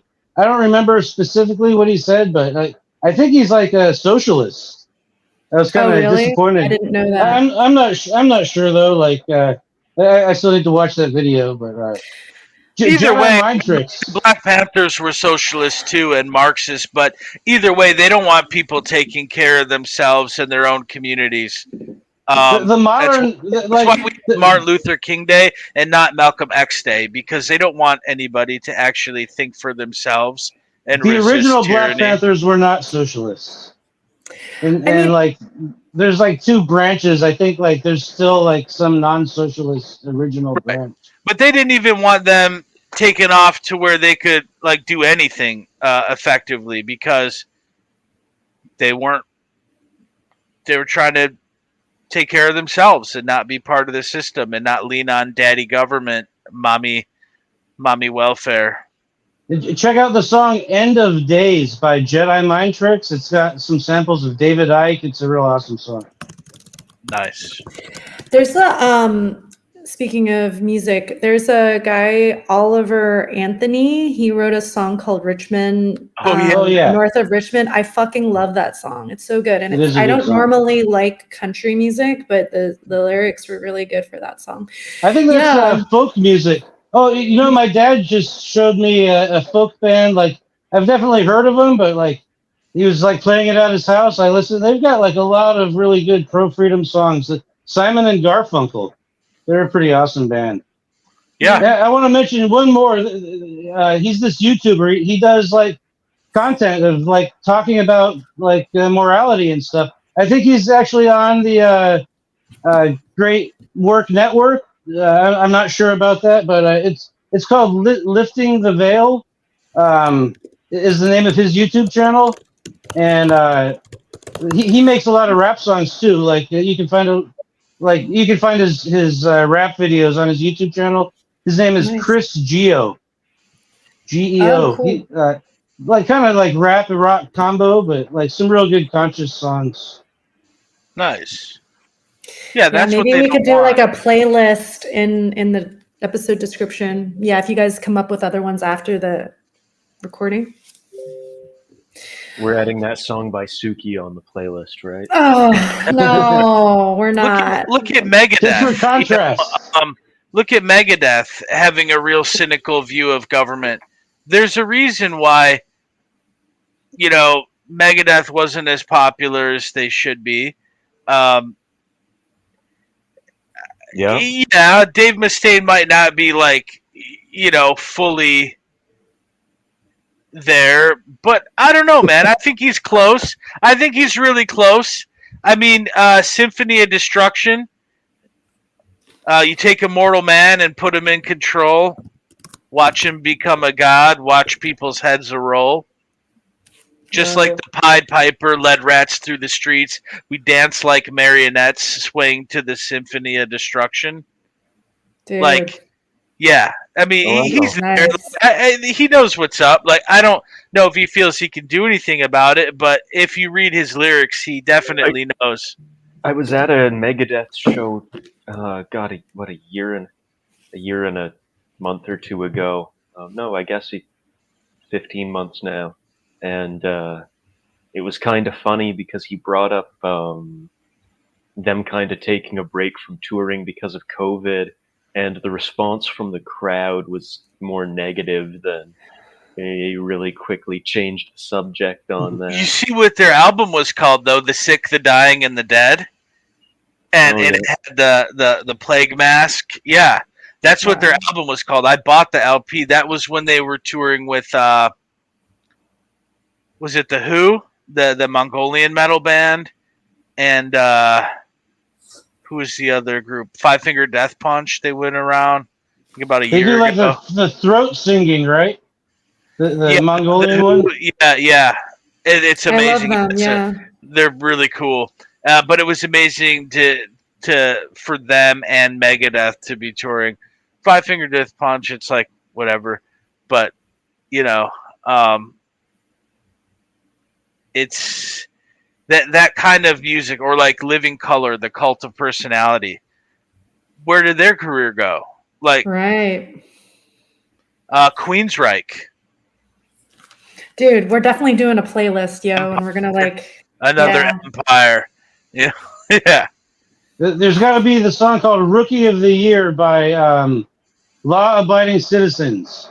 That band's no longer around. I mentioned them. Like my friend was the lead singer. He died. Yeah, I was listening to their music when you mentioned that in one of our Oh, after class discussions. I liked them. Yeah, I'm so sorry. That's I'm I'm gonna glad go you ahead checked and them add out. that to my playlist. um yeah, I feel like there's just so many ways, right? Like I've brought this up in our class discussions and stuff, but like trying to orient ourselves towards solutions, like just coming up with like music we should listen to, right? Instead of the shit that they have on the radio or whatever. Not that anyone do people still listen to the radio? I guess they do. Yes. See, They I do. tweaked Unfortunately, I, Pandora with all these things that I thought sounded good and catchy, and like every music I like from every genre, and like I put like thousands of inputs into it, and then I started learning how like this whole music industry is run by Satanists, and like most of these people, I don't want to give them attention or participate in what they're doing at all. So like I well, Yeah. started it's all over. it's becoming a recent trend that a lot of artists have been doing music videos where they do these transition scenes where like they'll turn their head and suddenly their eyes are either all white or all black and they have horns and like they just suddenly look like a demon. Oh, yeah. have you seen any? Especially rappers have been doing it recently. Have you There seen the was British drill rap? It's no. it's called drill music. It's like a weird genre of rap that's all satanic. Like they're talking about like smashing a baby's head and drinking adrenochrome and like it's got kind of like cool sounding beats. It's got like the minor notes, so it sounds creepy. But like, yeah, it's disturbing on purpose. I definitely will not be including that in our episode description. No, it's Don't want to give that a When you're hit. 13 years I old, don't like it or anything, but it's when worth you're checking out to 13 see years old, like smoking what's out weed and there. drinking alcohol and listening to songs about murder and committing crimes against your fellow man, and you don't have any parents in the house to slap the shit out of you and tell you you're being a bum and you need to get your life together and quit being a street punk. What do you think happens? They grow up to be antisocial personalities. I mean, what and I've had friends that say, "Oh, like I listen to this music because I like it," and I'm like, if you like it, then you're fucked up. Yeah. If you really like music about committing a robbery, then you're a piece of shit. Because what as a man thinketh, so is he. Okay? If you think shit, then your personality is going to become shit because your moral character is shit, and then everything you do is going to go to shit. And that's why we're in a shitty spot as a species. Like, Besides people really the need to stop entertaining shit thoughts, shit besides music. the lyrics, another main part of the music is the melody and the rhythm. That like That puts people certain into a hypnotic state to where they can yeah, not but consciously like think about the diarrhea that's pouring into their cranium. some beats are just like a high quality beat and like it's really motivating and like it really catches your attention and Motivating to like do what, though? these people who make these high quality beats they just want to make a lot of money and the music industry is going to give them a lot of money if they put that with some rapper that's talking about killing people Right. and like all kinds of Or bad stuff cats or like whatever. yeah by the money Used they're to work getting in all the good beats and um, putting it with all the bad lyrics. yeah. I used to Well, work in the mortgage industry, and they would listen to these shitty, immoral lyrics while they're handling people's mortgages. And I'm like, oh, yeah, wow. bro, it makes me grind. It makes me, like, want to hustle harder. And I'm like, No, it makes you want to be a piece of shit and then tell someone on the phone whatever they want to hear, and then you tell them, "Oh no, bro, it's not going to hurt your credit score. It's a soft pull." It's a hard pull. It's the hardest pull you can have, and no, it's greed. It's really that's the motivating force behind rap and pop is mostly greed. Even the violence is motivated by greed. And most country. Yeah, and Like, I Orange see Stock people Raw. walking around with a $100 bill on their shirt, and I'm like, bro, can you be like a bigger house slave? Right. Well, going back to our earlier discussion. Yeah. Go ahead, Kurt. Oh, just in terms of being a bigger house slave, you could be a cop. That'd be bigger. 'Cause then you're Yeah. actually whipping the other slaves for The not overseer. obeying the master. Yeah. Sorry, Yeah. Jerry, go ahead. Oh no, I was just Who do you trying to feel tie. worse for? I was thinking about criminals who objectively don't deserve to be here getting killed by a cop. What do you think? I don't care. Yeah, neither do I. There's certain times like when people want to go protest police officer killing somebody, and I'm like, dude, the only thing the police did was ensure that this guy lived way longer than he wanted to, because there are plenty of people that person robbed and scammed and stole from that didn't do what needed to be done because they didn't want to go to prison. So Yeah, like, you know what I mean? without the cops, Context probably way less matters. people would have been victimized because one of the victims would have killed the guy instead of being one of those victims maybe 100 victims ago. Exactly. Right. Exactly. Like, let's just be real, dude. The way George Floyd died was unprofessional, but when I look at how he lived his life, I kind of I wouldn't expect someone to live that long. Yeah, Like no, What was horrific about armed robberies, like fuck them, like whatever. See, They're both murderers. like the whole George Floyd, like it reminds me of an example of like I want to kind of compare it to voting, because like with voting, you're gonna have like some people on one side of an issue, some people on another side of an issue, and everyone like has like some like small amount of say. Everyone has like an equal amount of say. By whatever side they're going to be on, and the majority wins. And like you know, the majority wins because the government like awards the winnings to them by stealing it from the loser through violating their rights. Like when you're voting, you're wielding the government against the minority, against whoever loses the vote. I like what George Carlin said. Like people say, like, "Oh, you've got no right to complain because you vote." No, it's the opposite. The people who do vote have no right to complain. Like I do have a right to complain because like I didn't make this mess. I didn't vote all these bad ways of doing things into being reality.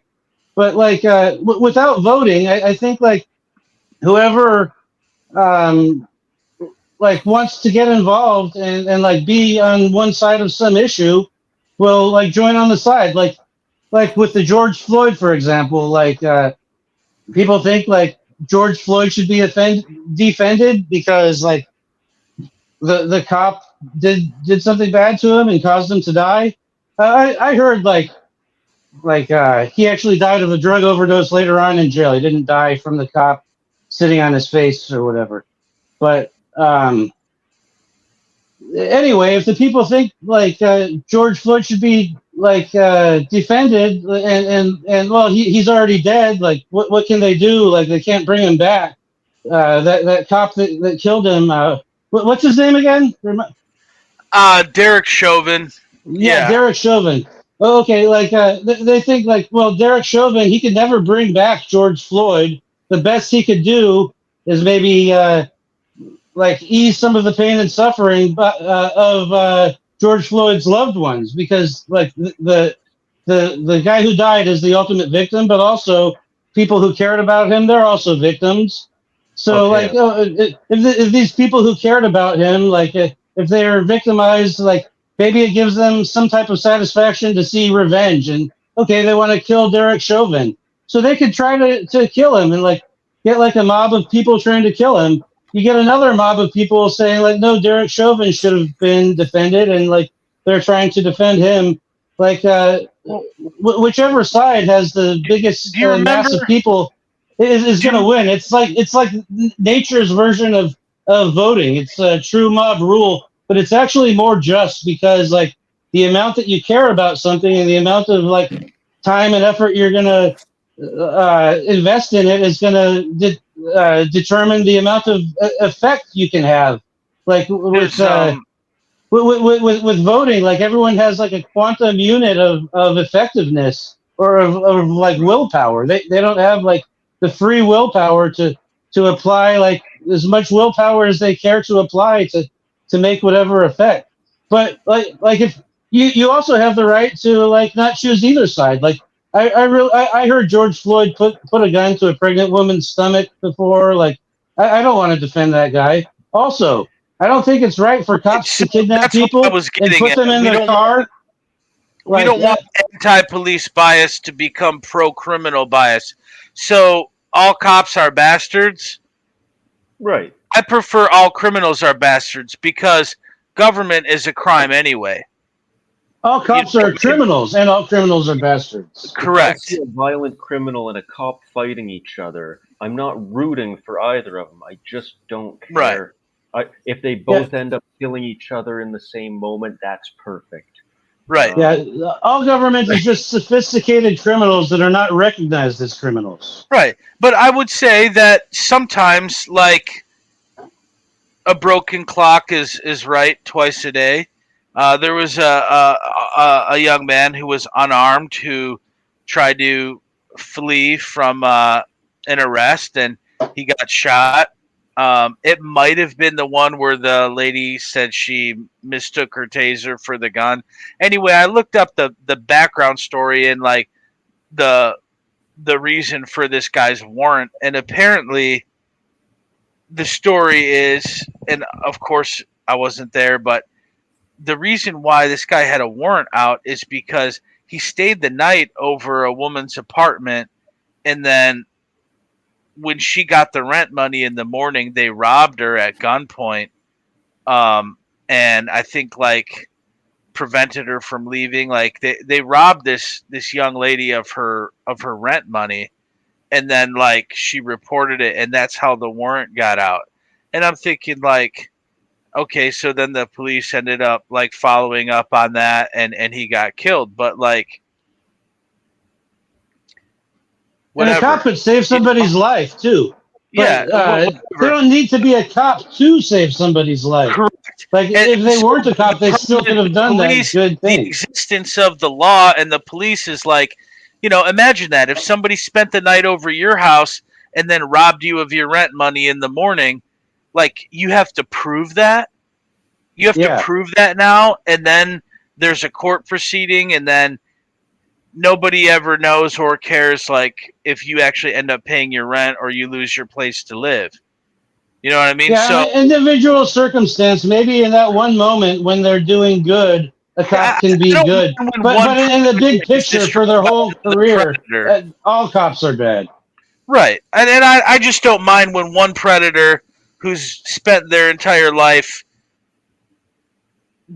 violating other human beings' rights like get taken out by another predator. I don't care, but I do realize that the existence of law and order is preventing, it's enabling the careers of criminals. Yeah, it's a good segue into what we were. And steal is because they think they're going to survive, and they're probably correct. Like people don't get killed for breaking into cars and stealing, wallets out of them. But if they did, they might not do it. Well, but we wanted to get into the. Go ahead. Okay, I posted a rant someone else had done in the group chat for the class that was talking about this specifically regarding the sanctuary cities and the migrants, where when these cities decide that they're not going to persecute certain crimes, but they are going to persecute other crimes, you have a Pavlovian mechanism where these people are now learning which crimes they're allowed to commit and which ones they're not allowed to commit. So the government has to only go after crimes that hurt its agenda while not going after crimes that forward its agenda. For instance, Right. if you look in the UK, definitely go after anyone who's taking down all the security cameras all over the cities. But if someone's breaking into people's homes and robbing them, you don't care. They're the peasants. You want that wealth transfer to happen. Why would you prosecute that man? Right. So it becomes the criminals are the enforcers for the state, most of them without even realizing it. Because through changing policy on which crimes you are going to prosecute, you decide which crimes are and aren't being committed, and you can create social pressures that move demographics around. It's social engineering. Right. Yeah, they're creating a purpose, right? Like you need the government to prevent crime, and crime exists because the government allows it to exist. I mean, it's Marcus said it really well in a lot of his work, but I mean, if people, and especially in the UK, like you have the right to watch the person steal your shit. You can call the police if you want to, but you can't touch that person. I don't even think you can lock them in a closet. I think you can't touch anybody. And I know in the state of Michigan, like if I were to like watch somebody hotwire my car out in the driveway and start to drive away, I can't pull them out of the car and use physical force and touch them. There is absolutely nothing under the law that allows me to use physical force. If somebody steals my backpack and I have my laptop, I can't trip them. If I trip them while they're stealing my laptop and they fall and they break their arm, I'm in way more trouble than they would be. There's absolutely nothing, especially if they don't touch me. If it's like on a table, I have to watch them take my property, and I get to call and bitch on 911, and then I have to. Or the best you could do is let them get the upper hand by making like the first attack. You could grab the backpack and say like, no, this is my property. I'm not letting go of it, and then hope he tries to like hit you. But I can't. And once he hits you, then you can hit back. But I can't. I can't watch them run away with my property and then throw a brick at the back of their head and then you should be able to. But you should be without being punished, because it's not a wrongdoing. House and take your stuff back. You know. I mean, that's defense. Here everyone has the right to defend themselves and others. I don't think it's an obligation to defend others, but it's definitely a right. And in a way, it's like it is. I'm not sure that it's not an obligation. I think it's a responsibility. If you look at the etymology, if you have an ability to respond, you have a responsibility. That I think that's the true meaning of the word. But say I see someone else being victimized, being robbed or something, and I know I've got the ability to stop it. That person being robbed, he's not entitled to have me defend him. But on the other hand, like if you let the robbery prevail, like more robbery is going to happen. Like if nobody defended anyone else, those people who couldn't defend themselves would be defenseless, and then the government could step in and say like, oh, I'm going to be the one to protect you. And people would believe there's a need for police. Like if people don't defend each other, there would be a need for police, but it's not a bad thing. It's not a good thing. It's not something we should need. We can avoid that need by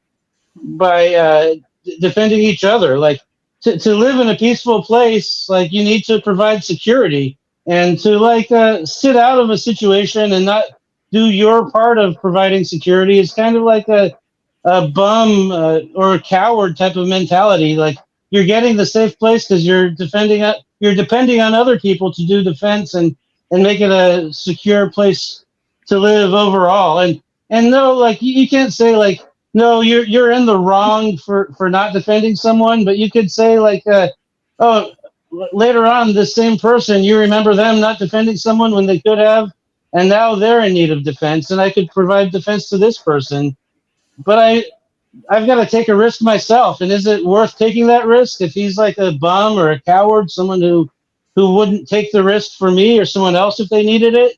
You could take that into account. But also, if you really look at the big picture and consider us all part of the same life form, like, the right hand should protect the left hand because it's part of the same body being hurt. You by defending others, you're defending yourself. If you recognize everyone as part of the same life form. You always have the right to. You don't have to. I mean, there's times where I didn't defend myself because the person robbing me had a gun and I didn't. Right. In the same way, I might feel more motivated to help someone defend themselves if they're already resisting. Right. If someone's fighting back against their mugger, I'm a lot more motivated to go help them than if they're meekly handing over their wallet. I will say though, like sometimes, like in experiences that I've had where my rights are being violated, people can have like a freeze response, and it's not necessarily like that they, yeah, it's just not available mentally at that moment. Sure.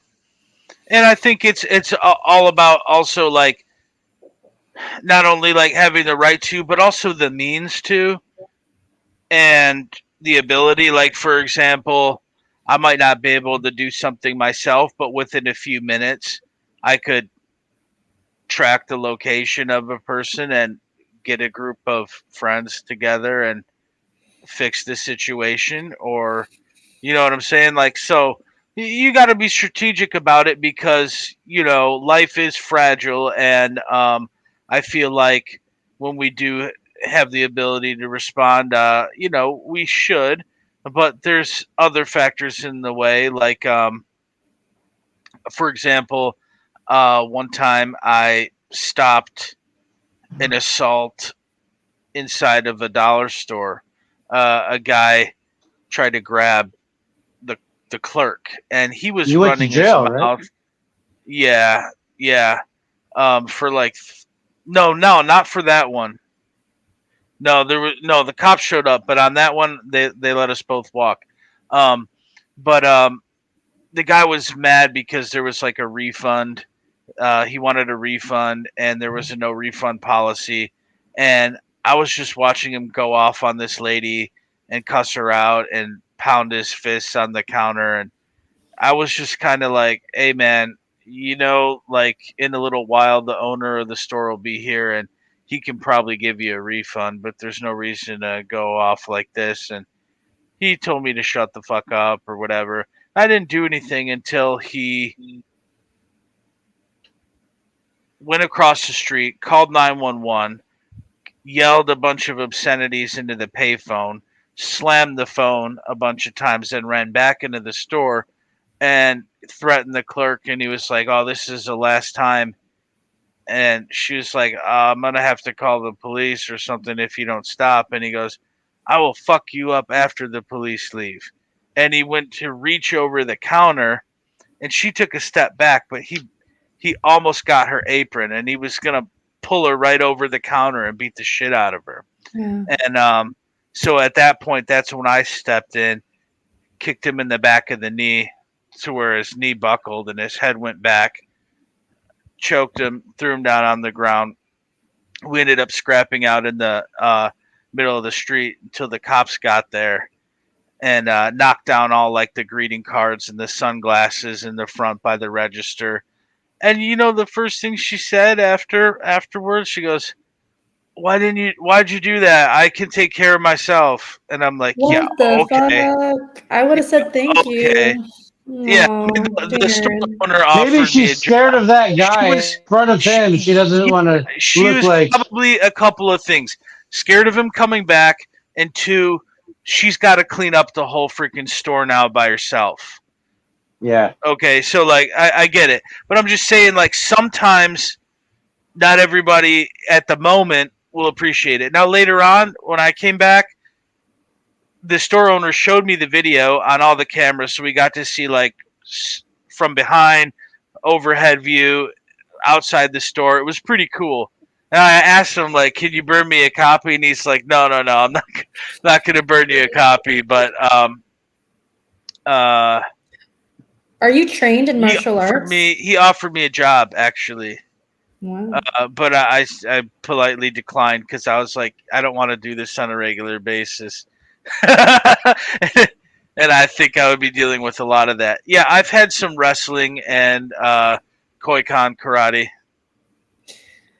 Yeah, it's smart to start with And the lots, knees. yeah, yeah, attacking Have the you knee. learned martial arts, Jerry?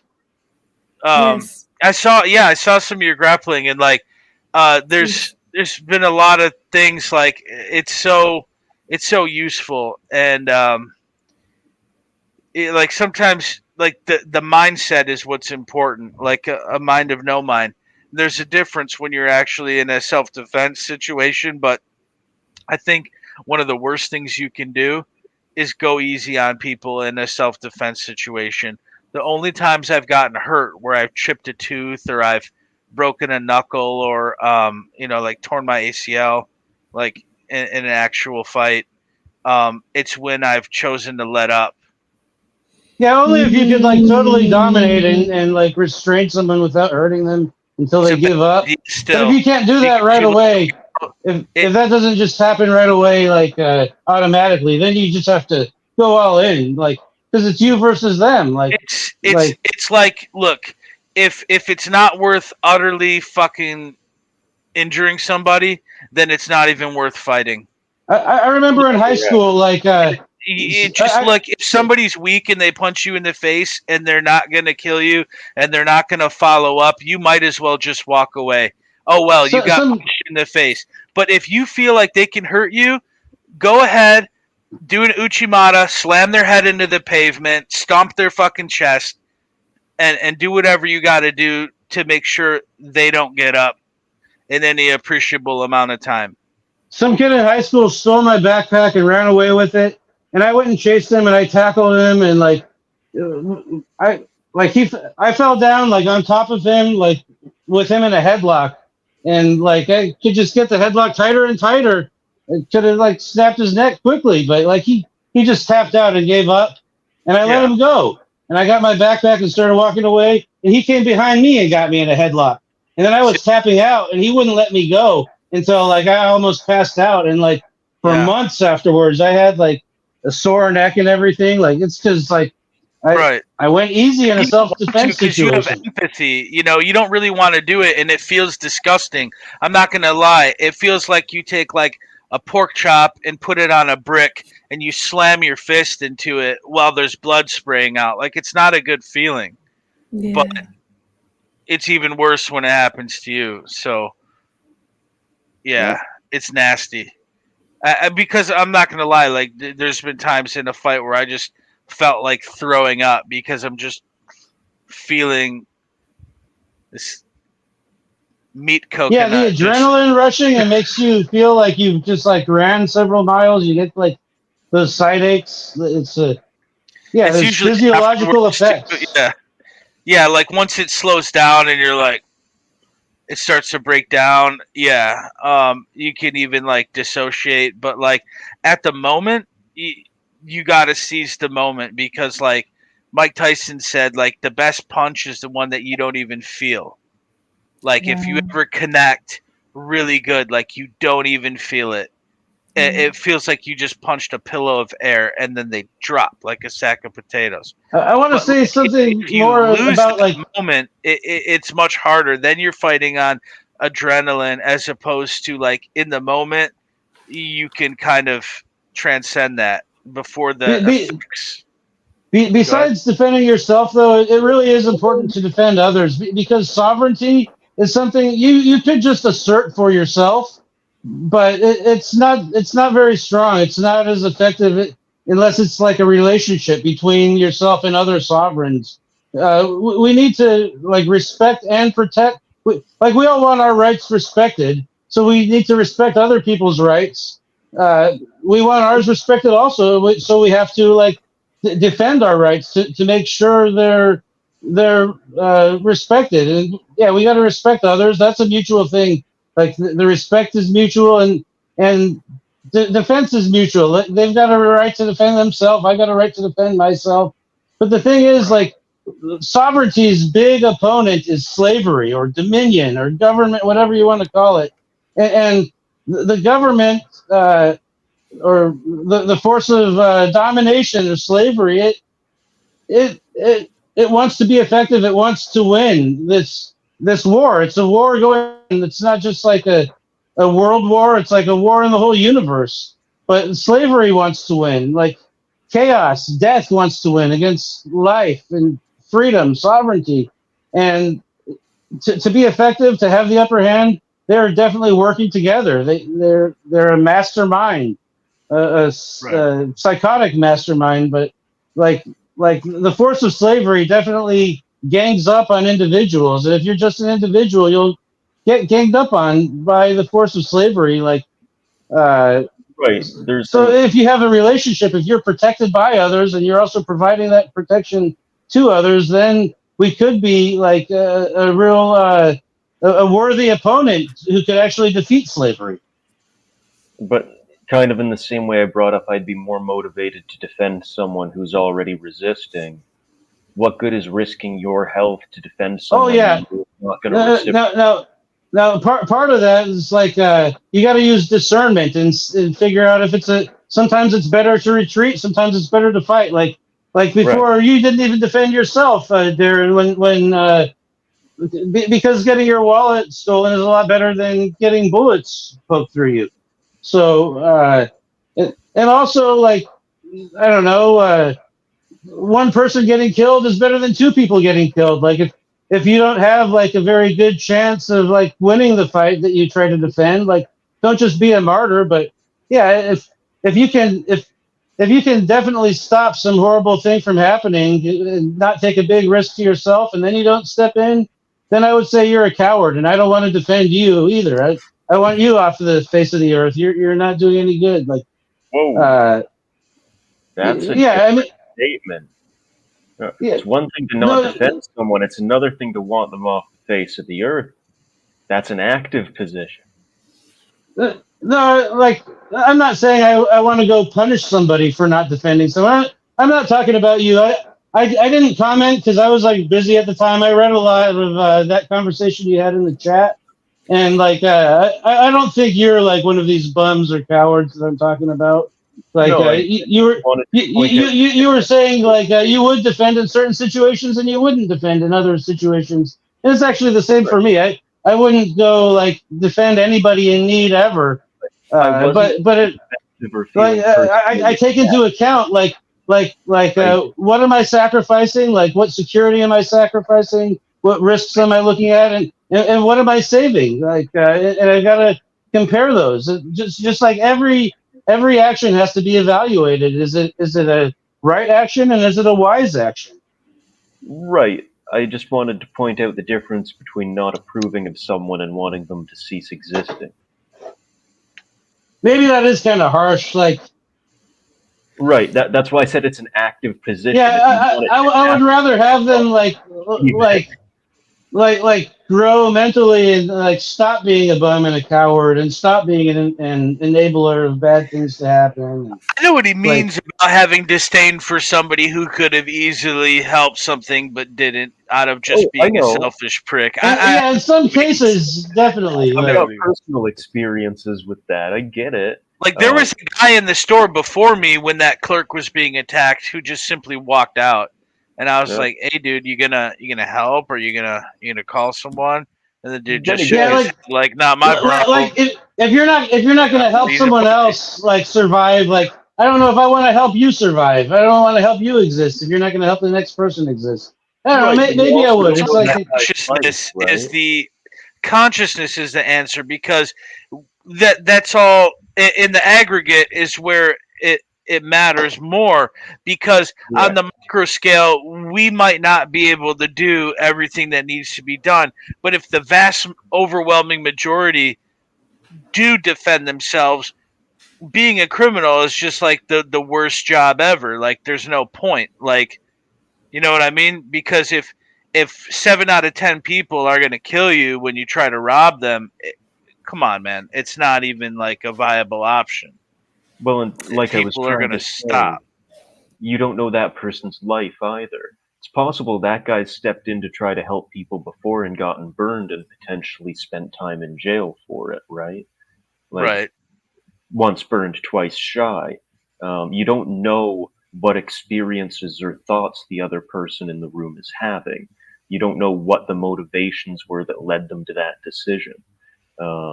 He could have saw that and been like, yeah, not dealing with this again. Like, it could have already been a previous thing, right? Right, like domestic issues. Like, why would I intervene when these people continue to choose to live together? Right. You know what happens in domestic disputes? A lot of times, whoever intervenes to break up the dispute, It's whether beaten it's by a both. cop or yes, Yep. I exactly. know. That's what they're literally the most dangerous type of incident that first responders get called to. Oh, he's beating my ass. He's beating my ass. As soon as the dude goes into cuffs, you got the lady hanging on the neck of the cops, like, don't you touch my boyfriend, or vice versa. And I'm like, bro, you literally summoned violence on somebody, and now you're saying, like, wait, never Don't do mind. the thing I called you here to do. Yeah, Yeah. exactly. No, Yeah. I think if you're really a bum and a coward, I think nature. I think God hates cowards and bums because we are all part of God, and like if if I choose to be a coward, that part of God is a coward, and because I'm a part of the all. I can't stop that. Like I don't want to have cowards in my universe. Like I instead of wanting them to not exist, I think it's better to want them to grow and stop being cowards. But if they're not going to grow, if they're a lost cause, they're like Yeah, I mean, tyranny exists because of cowardice. Let's be real. Yeah. That's what it is. I mean, That's you why the have world to. is how it is. That was, Yeah. I don't know if I brought it up with you guys, but when I was standing up to the racket with my military unit, um, and I was smoking a joint talking to a friend after work about it, and one of the guys from one of the other platoons in my company said to me, "Hey man, just so you know, Alpha Platoon really agrees with you. If everyone else stands up first, then we've got your back." Like, oh gee, if everyone else stands up on my behalf first, then you're behind me. It's great to have friends like that. Like, Exactly.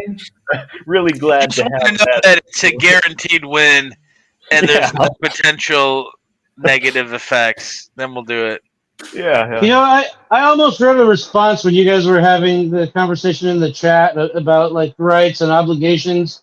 I was busy, I didn't, but I actually looked up obligation in the dictionary, and it's defined as like something that someone is required to do in order to be moral or to be legal.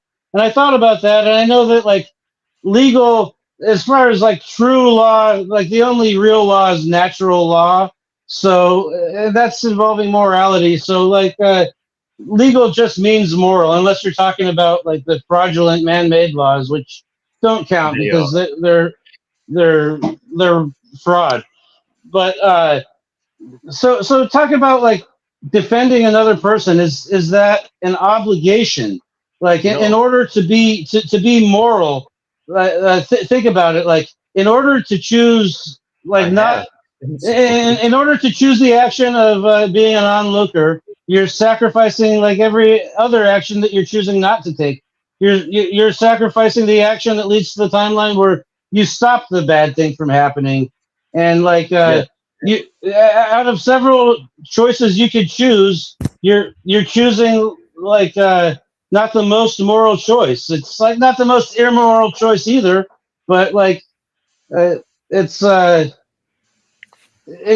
it's not the most right. It's like when you could choose the most right, but you're choosing something that's less right, then maybe it's like not completely moral. So it is a requirement to be the most moral you could be. So in a way, you could look at it as like an obligation if you compare it to a more moral act that you're not taking. But if you compare it to like a less moral act, like helping do the wrong thing, then it's more moral than that. So it's like a scale of morality. It's in the middle. It's not the most moral. It's not the least moral either. So I don't know. Like, So where is it an where obligation or not? Like, I wanted I to think say, that's why but you got to it's use your not discernment. immoral to refuse to help someone. That was the original statement. It is It's not less moral than helping someone. immoral.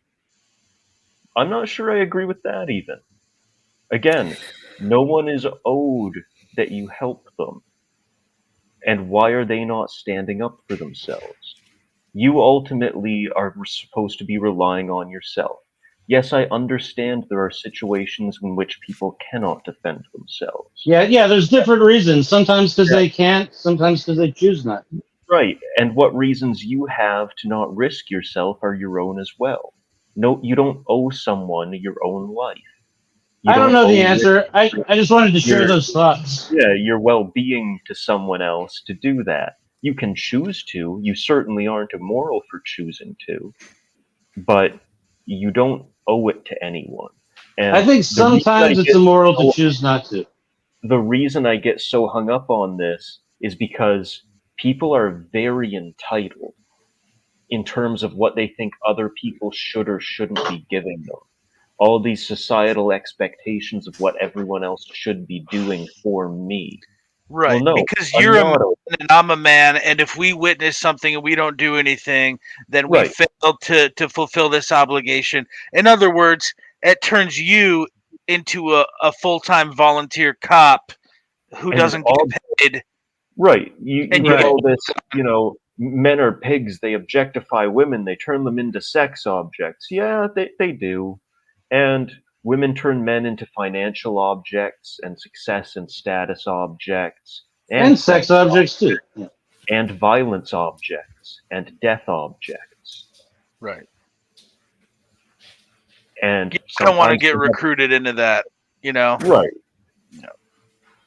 So yeah, there sort of the number of like American men I know right now through some of the communities I'm in who outright say like, man, if the country goes to war, I will refuse the draft. Like I'm not doing it because I Right. don't owe anyone my protection.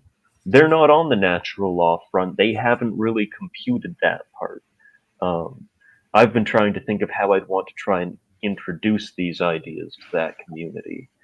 But Yeah. in the meantime, they still understand that, like, no, no, no, you've done nothing but tell me you hate me and ruined my life, my whole, like, since childhood. Why the hell would I stand up and protect you?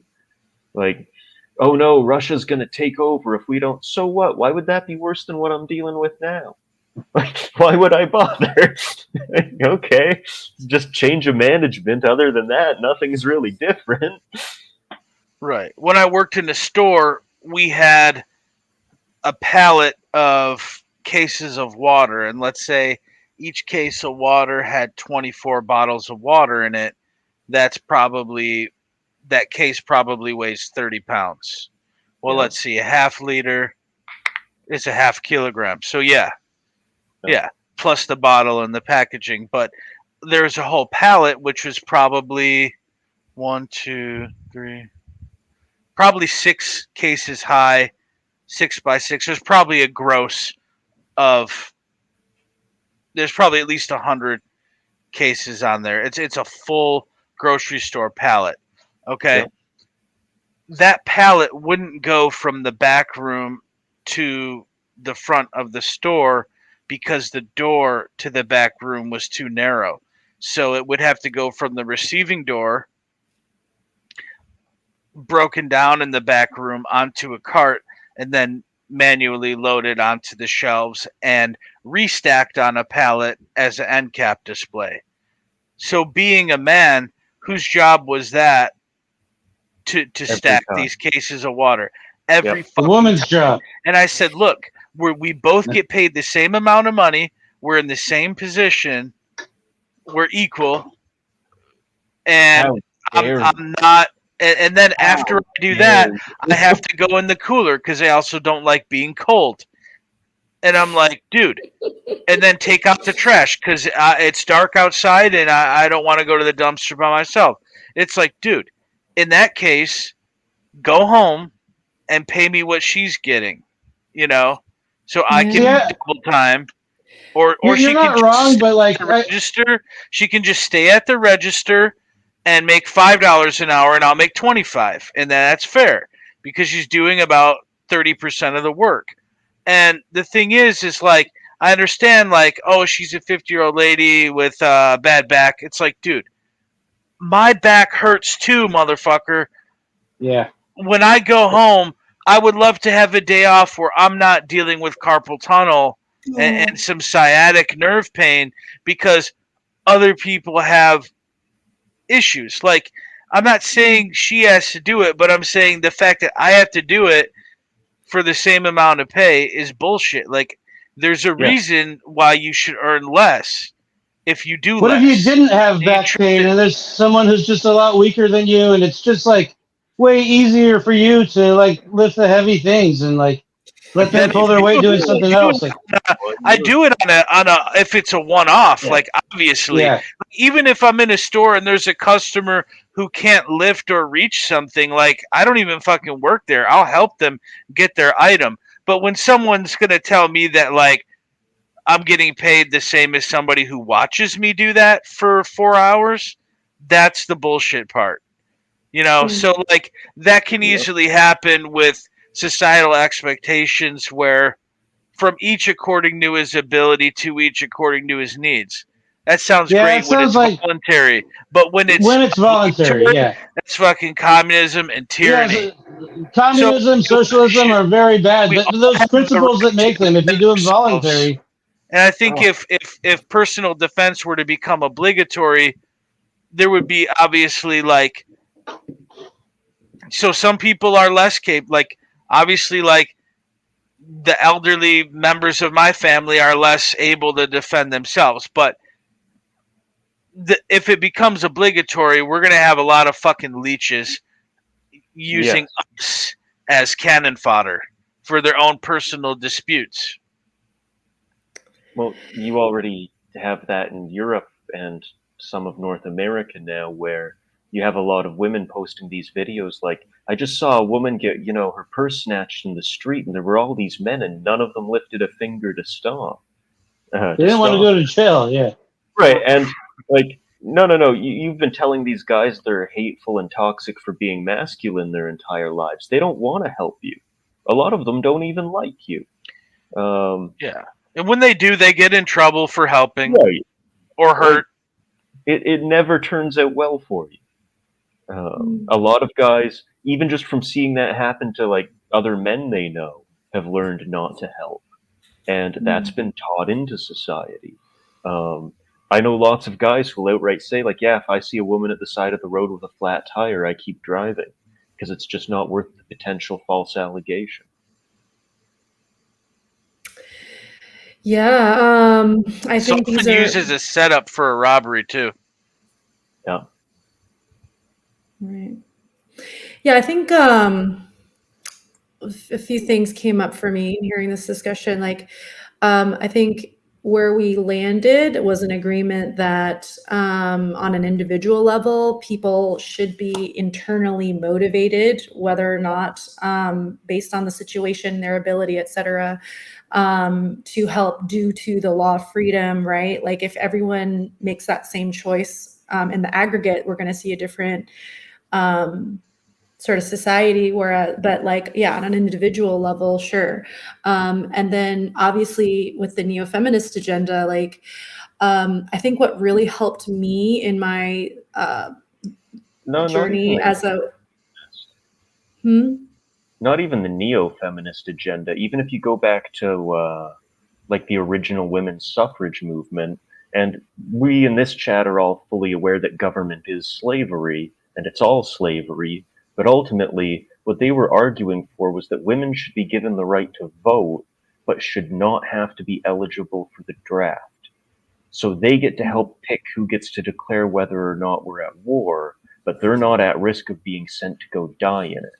So you Yeah, now like have they claim that originally it was before it was like corrupted into the neo-feminist movement. It was truly about promoting the idea that men and women should be treated equally. That it should be irrelevant whether you're men or women. Like, don't be biased based on gender. But even the name of the whole movement kind of goes against that because it's not called like equality between sexes. It's called feminism. Sure. Yeah.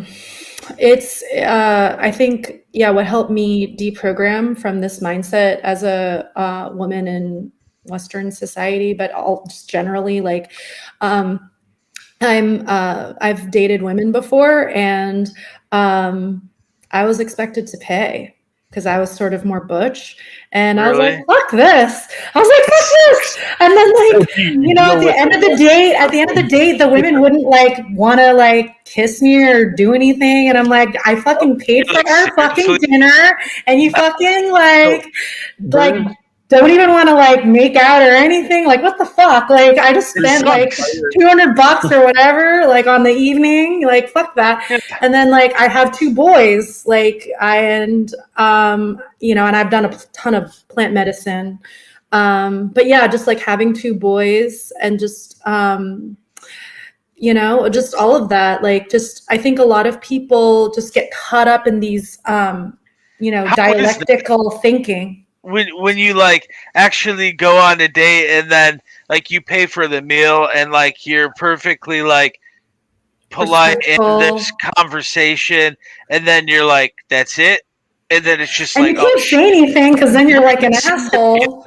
I'm never gonna see her again, probably, because Yep. like she's like, give a little quick hug or a fucking fist bump and then get in your Uber or I take you home and they're like, okay, bye, and then, Yeah, oh, I'm sorry, I'm not really feeling it, and I'm just like, oh, I see, like, it yeah, it hurts. feels like Yeah. shit to get used as a meal ticket, or even if there is a hookup or two, then you're like, okay, but then they're like for no reason, like, and there's then an just entire imagine that ecosystem that with, actually refer to that as a foodie call, right? yeah, Um, foodie call. Yeah, it's if, what, there's, if That's you so go funny. to there's a Reddit called r/female dating strategy, and they outright talk OMG. where they actually talk about like strategies to get men to pay more for you on to dates. go meals Wow. for the kids, for your Or nails before the date. they talk At about what like point is it not prostitution? right, there are a lot of men Yeah, asking that question. They talk about what states have lifetime alimony. They talk about things like yeah, how to look for what they call a starter husband, as Oh, in right. gross. Because you the can man level. you marry for his money, and then after 5 or 10 years or whatever the lifetime alimony cutoff is, you'll leave him and you go look for your real husband, right? Like Yeah, Sucks. the amount and then of once that, you divorce the real husband, you can just like you have enough resources to like be single and happy like later, like how they do, they go through like this single wine mom phase as their kids get older, Oh, that's so funny. hitting and up then the they get ladies cringy nights. TikToks. Yeah, Yeah. no, it's Yeah, it's really just so bad. I've seen sad it, because there's so few women that have woken up from this, and they don't feel bad. unfortunately. They don't feel bad, like it's weird, but like normally, like as a guy, like if somebody were to offer to buy my meal, it's happened to me one time. Like I was Really? at a It's McDonald's. I uncomfortable. was at a McDonald's, Wow. and like the person ahead paid for your food, and I was Hmm. like, "Oh my god! Like this is the first free meal I've got in my life." And then like one Wow. time, I was at a grocery store, and I thought I had money. This was like when I was real poor, and I was using food stamps, and I like was it was a hot day, and I was getting like two Gatorades and two vitamin waters, like, and so it's like four drinks. It might have been like $6, $8, something like that. and I swiped a card and it was declined, and I'm like, oh man, I thought I had more money. Never mind. And I was just fully prepared to walk away, and this was at the self checkout, and then this lady was like, she turned around, she's like, "You're just getting those 4 drinks?" And I'm like, "Yeah." And she's like, I got it," and she just like put them on her. She scanned them on her order and said, "Take your bag," and I was like, "Holy shit," you know. But it's very awkward and very uncomfortable that anyone would just give me like a single beverage. And but the fact that I don't know how people can do that in the dating or even worse the marriage scene, where people are like, yeah, I'm just entitled to like all this stuff that I didn't work for. So They're spiritual children. But they're like grown up with it though. yes, that's They're brainwashed to believe it, that it's so okay. that was part of the whole programming that we get is princess warrior programming, and that's where if you look at what's marketed to little boys, it's nothing but soldiers and cops, and if you're going into medieval, it's all warriors and other. It's exclusively use of force, and for women, like how many of the major female Disney characters are princesses, or whatever Most the of them. equivalent in their culture is, right? Right. And even the ones who aren't like Belle in Beauty and the Beast. She doesn't start as a princess, but ultimately she finds an aggressive, violent man who elevates her social and economic status to a life of pure luxury. Like that's the story over and over again. She found 2 of them. Right. She didn't Yeah. like one of them, but they you know, killed each other there's over her. there's that yeah, there's that aspect, and that's like highly Ingrained. marketed in our society. Yeah, That's where when Mark's first you get ranting the about money, how, then you get the power, then you get the woman. yeah, that's where Mark's saying it's not human nature, it's programming. Sure. That's well, look at what's being sold to children. This crap, yeah, they grow up with it the whole way, and that's Yeah. I can show you women And being what's with introduced men? out Like, into who things programmed men to enjoy excessive makeup and fake body parts? Do we know how that happened? Because I'm noticing a trend where, like, well, a lot of men like fake shit, yeah. and like just like they like sports, which doesn't fucking matter. Like, if you're not playing sports, like I don't know why you'd care about like scores and I have professional a funny teams. story. Go ahead. But like, yeah, who, like, where does that come in? Like, how do men get programmed with that mind virus? Like, to where like, look, bro, like the boobs like that are this big are like not as good as the ones that look this big. Like, you know what I'm saying? We're talking about like mere centimeters, but like it matters to somebody. They don't care about the woman's moral character. They don't, you know. They think like, oh, she looks real good there, but she doesn't look good there. And what they think looks good is not a skin pigment. It looks like a porcelain doll, and it looks like dog shit, to be honest. Like, I don't care if you have wrinkles or freckles. I need to see a human complexion. I don't want to see fucking gypsum fucking paste and these mineral pigments all over your face. We're not statues. Like, I don't Yeah, know, but like somehow I men was thinking were like brainwashed to by believe that's default, I good. kind of like the natural look better. I like women that look pretty without makeup or anything. But Well, that's also then like this woman that just like she had a lot of Ugly is makeup on, better and than like fake. something Ugly about it like is better than fake. like sometimes like the way the makeup's put on, like it makes women just like look attractive. Like I can appreciate it sometimes. It probably is from some type of well, conditioning. But like I like the idea of just like looking the way you look natural, not like putting decorations that are just there for the use of decoration. Like Who told I us like wrinkles are bad though? Like, who the fuck told us that? When you get older, you know who aren't supposed to have wrinkles? Babies. You know who's supposed to have wrinkles? Adults. well, You know whose hair's supposed to be gray? adults. Like, At the same seriously. time, if you're dealing with human sexuality and You got a lot right there. you're dealing with Yeah. fertility windows, right, for women. Sure. So after a certain age, you're not really able to have children anymore. Menopause hits.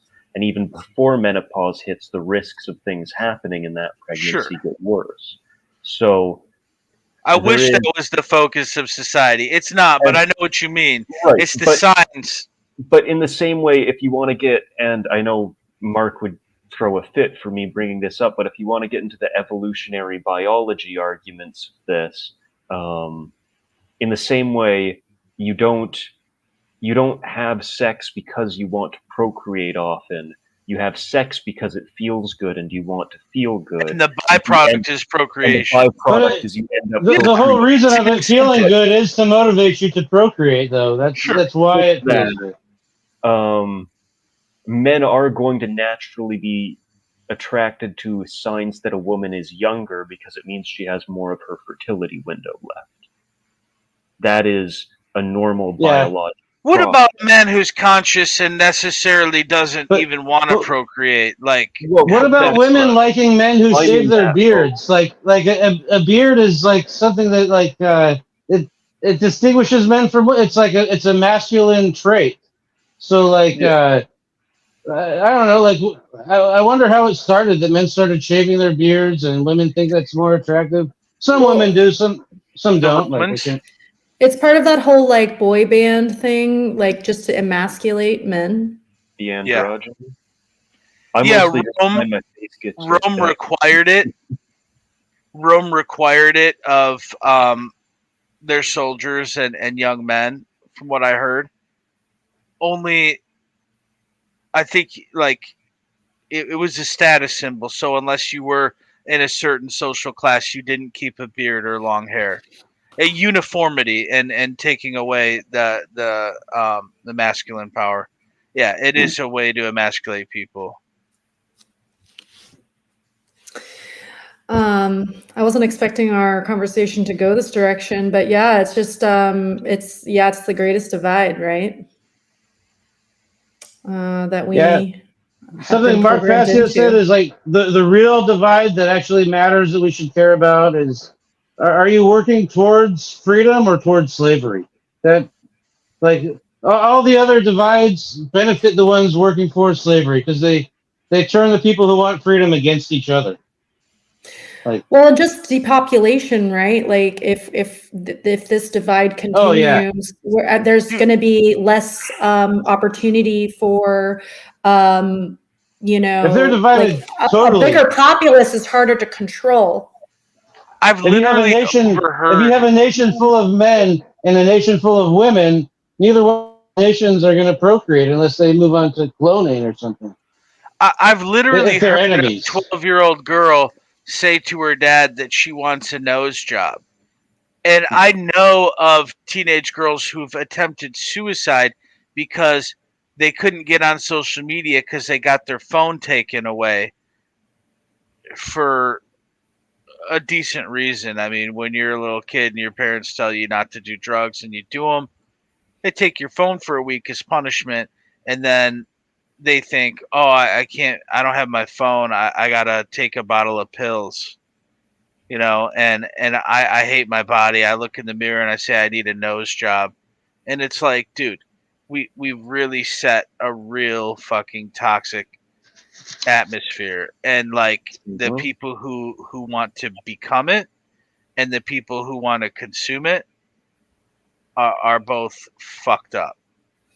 Like, you know, what have we come to where we have people putting like silicone, like rubber in their ass or in their calves, or injecting fucking into their trapezoid? Like, you have silicone in your calves, Kurt? Chris Sky's girlfriend, because I met her after one of the rallies he had here, I think in London actually, but his girlfriend is like 90% silicone. He looks like he's artificial too. At least his teeth. Yeah, you got to be like veneers or something. I went to high school with a chick, and she got a nose job, and I didn't even friend her on Facebook. I creeped on the Facebook profile for a little bit, and I was like, fuck this bitch. She's doing fake tans and nose jobs. I don't want anything to do with her. Like, sorry, her If face looked you way better originally.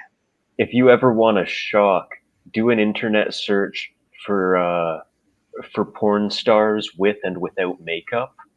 So you're getting face shots of them when they're done up for the shoot, and then what they look like when they don't have anything on. It's I night want to see that. day. Yeah, like Dude, how many of a them lot kill of these women you themselves? pay to not screw them. It's terrifying. Yeah, but and you know what else is really crazy too?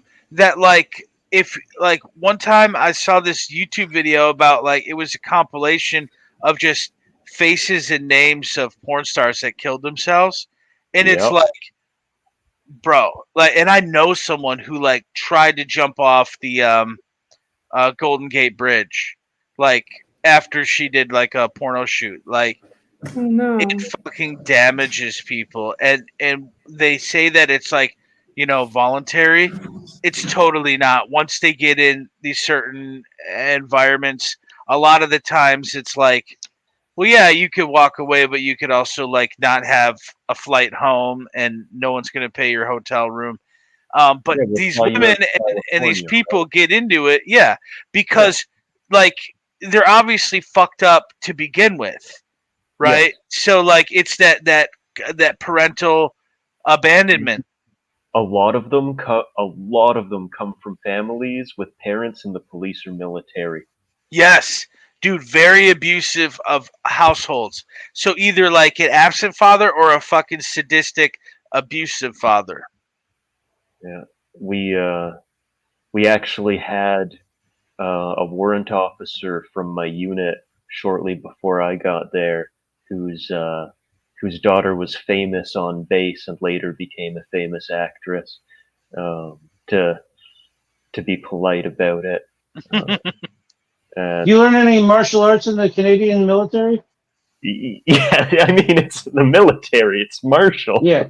Everything from I actually, well, yeah, in a way, like the electricity I learned in the Navy was martial arts because I was applying that to, I would have applied that to make a warship sail, but but no, in a no, more I'm talking about you learn like hand-to-hand combat. we I had actually it. didn't in the Navy at all. Yeah, theoretically you should never be getting in a fist fight with enemy navy if your boats are settling things with your fists. Something's gone drastically wrong for Or both sides. the only thing I learned how to shoot guns.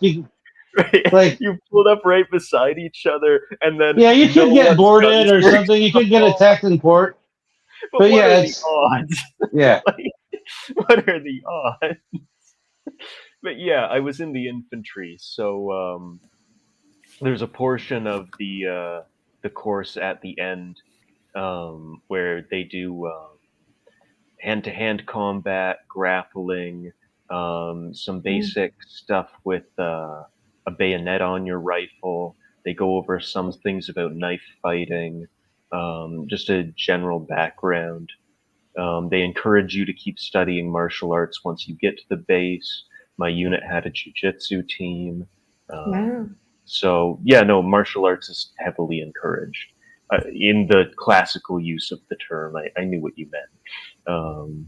But yeah, and with that for infantry, like, the weapons I had to learn in battle school would have been the AR-15, as you guys would know it, the C9, which you guys would call the SAW.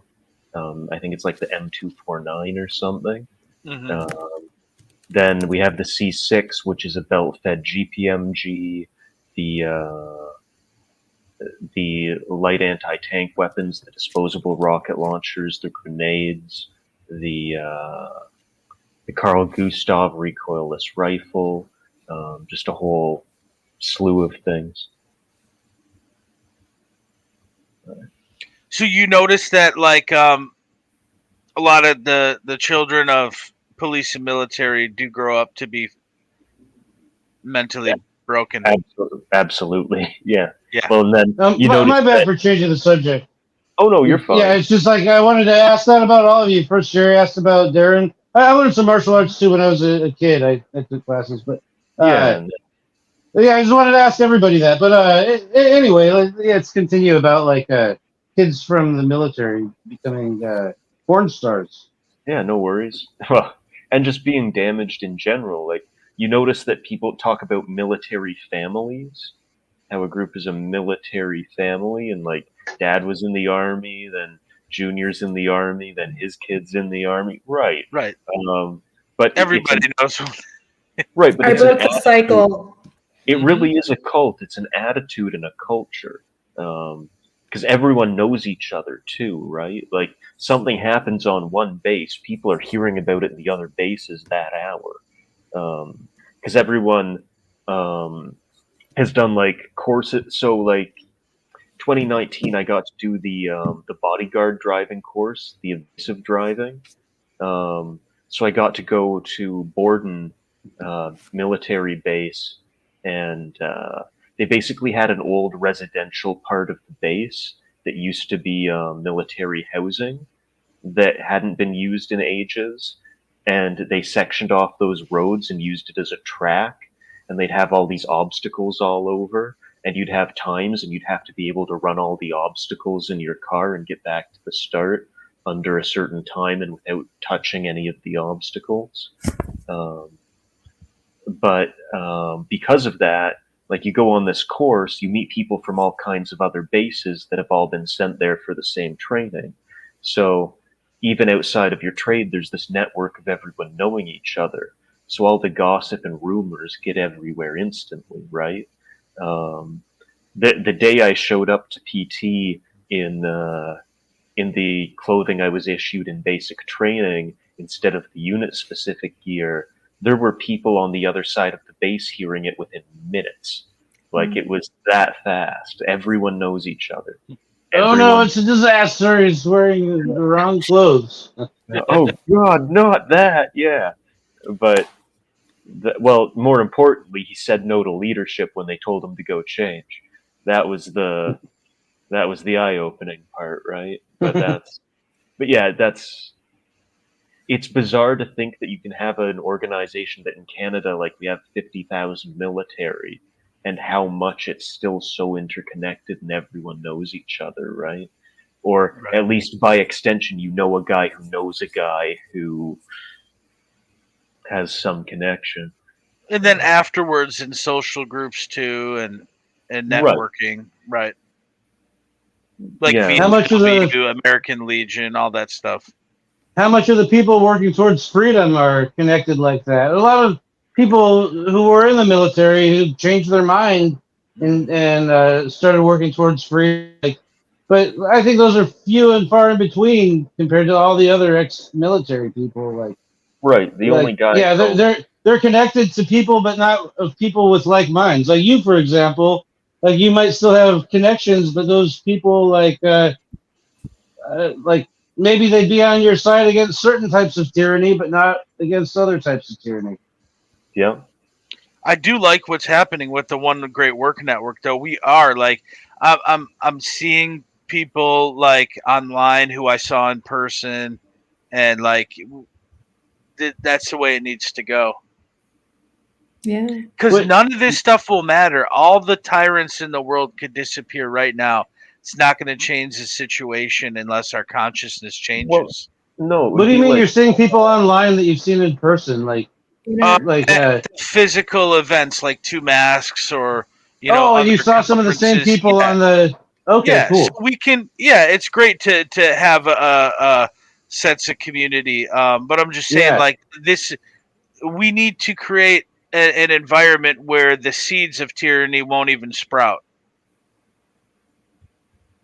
Yeah, the problem is right now with everyone so obsessed with the cult of statism, if you got rid of all the governments right now, the first thing they would do is start making a new government. Okay, guys, we've got to organize and put a government together. And if everyone's immoral, then anarchy is bad. Everybody's moral, then anarchy is good. See, Right. I had to admit that to a friend today. He's like, "Well, wait a minute. If there's no government, wouldn't that be worse?" And I said, "You know what, man? Actually, kind of yes, in that if the average person or if the majority of people are completely immoral psychopaths, then yes, it would be, because it would just become tyranny again. It wouldn't change." What I would bring up there, though, is most people aren't immoral in the way that they're thinking there. Most people are a very petty immoral. They're willing to be immoral as long as they don't have to put themselves at risk or go out of their way and suffer for it. They're not willing to kick in their neighbor's door and drag him away and lock him in a cage, but they're okay with someone else doing that for them. In Sure. truth, in the same way I've pointed out, there's 72,000 cops in Canada, and there's only 40 million. And there's 40 million people. Like they're outnumbered something like 600 to 1. It's ridiculous. Right. But the truth is, if everyone was such a violent, aggressive, psychopathic person that government had to keep them reined in, that amount of police would not be able to do that. The only reason this system functions is because 99.9% of people, at the end of the day, even if they're kind of shitty, they mostly just want to go along to get along. They don't want to have a fight. So How do you explain Actually, that why? to somebody? I'm sorry, Okay. but how do you explain that to somebody who says, like, maybe they haven't, maybe they live in the United States, maybe they haven't ever experienced oppression or tyranny? Do you know what I mean? That's another problem. There is that a lot of people won't actually have a problem with it until it happens to them. So that's why I think, even though they may not be dangerously immoral on a everyday basis, they wouldn't prevent the oppression of their neighbors by another group. Yeah, and this just brings up the whole idea of, if one suffers, we all suffer, right?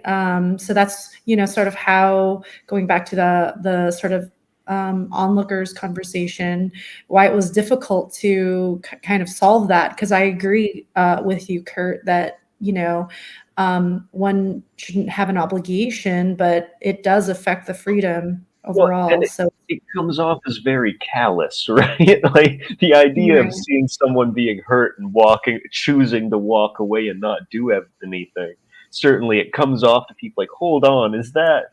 Um, The situation when most of us do that is when we see someone getting pulled over by cops, and we that's choose to keep on driving and not be an auditor. It's that's like, a yeah, point that I made on Friday when we were having this conversation. Was exactly that. That's a situation on every day and never you think mean about. on the chat, No, in the our typing. group, our No, book club. this conversation Oh, came okay, back up in the Arc Book Club. Um, okay. so Oh, Dustin, is that Jerry, and I. recorded like content online, or it's just for No, your no, guys' sake? that was just the book club meeting. We originally were supposed to be talking about initiation into hermetics, and we kind of got segued into that.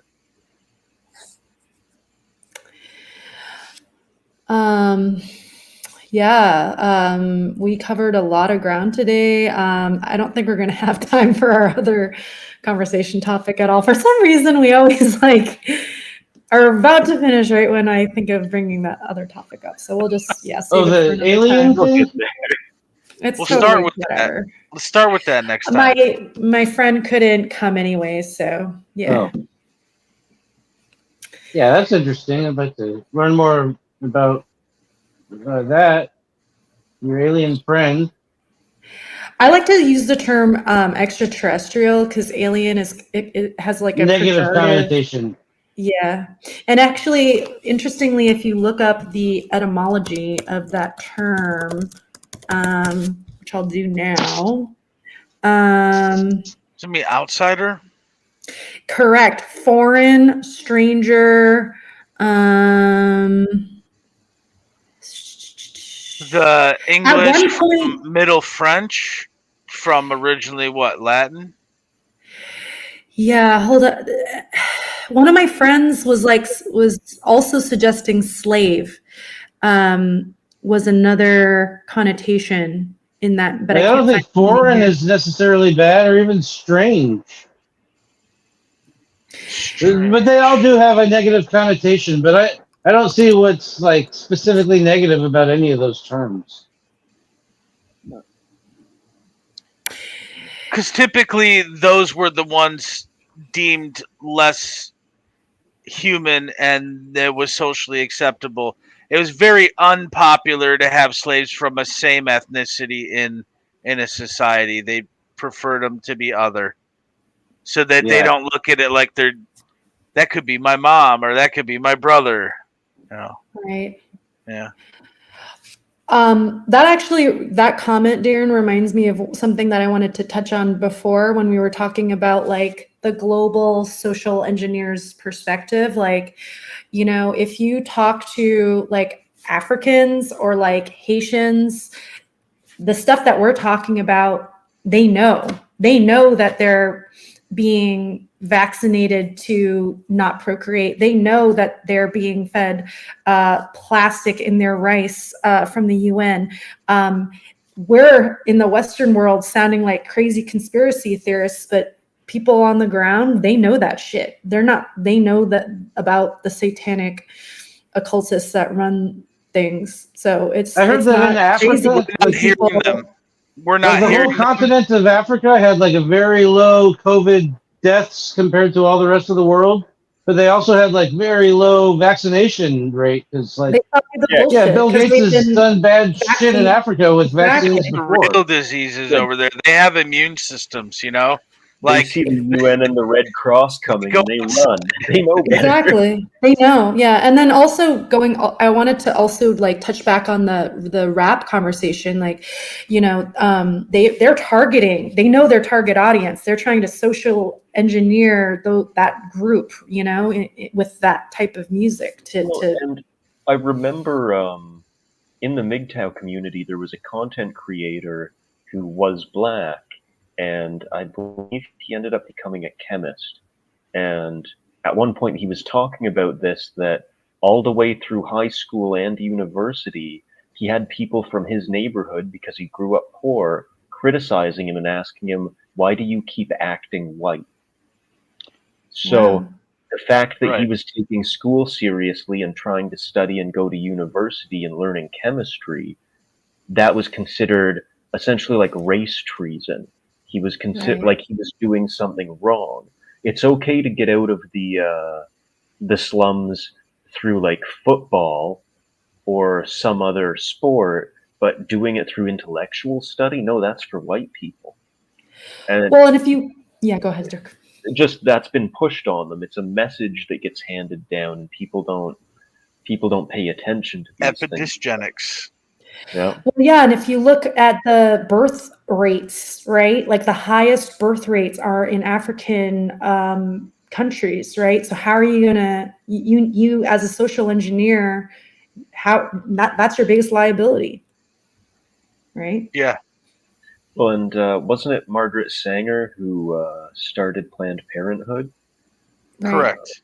There's It was called something else, but yeah, it became yeah, Planned Parenthood. there's a quote you can find somewhere. I might go looking for it after this or tomorrow morning at this point, but she talks about deliberately making sure that there's an office in every black community to keep the population down. Very candidly, she openly describes black people as, in her words, being human weeds. Right. Margaret And Sanger and the Indian Removal Act were the two main inspirations for Hitler. Andrew Johnson, no, not Andrew Johnson, Andrew Jackson, and Margaret Sanger. Those were the biggest and best racial hygiene promoters in history. And it sucks too, because like the social engineers have created all these like dialectics to keep people away from the actual issues going on. Because like there is an actual agenda against, you know, certain communities, right? But then on the Sure. other side, like the Black Lives Matter, you know, thing became like this whole other weaponization against the populace. So it's like, there's just it's like this really Intersectionality. Yeah, Intersectionality. It's carving us up instead of realizing we're all humans. yeah, we're all human, and like the main division is people who believe in the morality of slavery and people who don't. That's it. So guys, we need to end like in the next 30 seconds because there's a 3-hour limit to some platforms. Any last words? Government is slavery. Respect and protect rights. All right. It was fun, guys. It was nice talking with you. Bye. You too, all of you. Bye.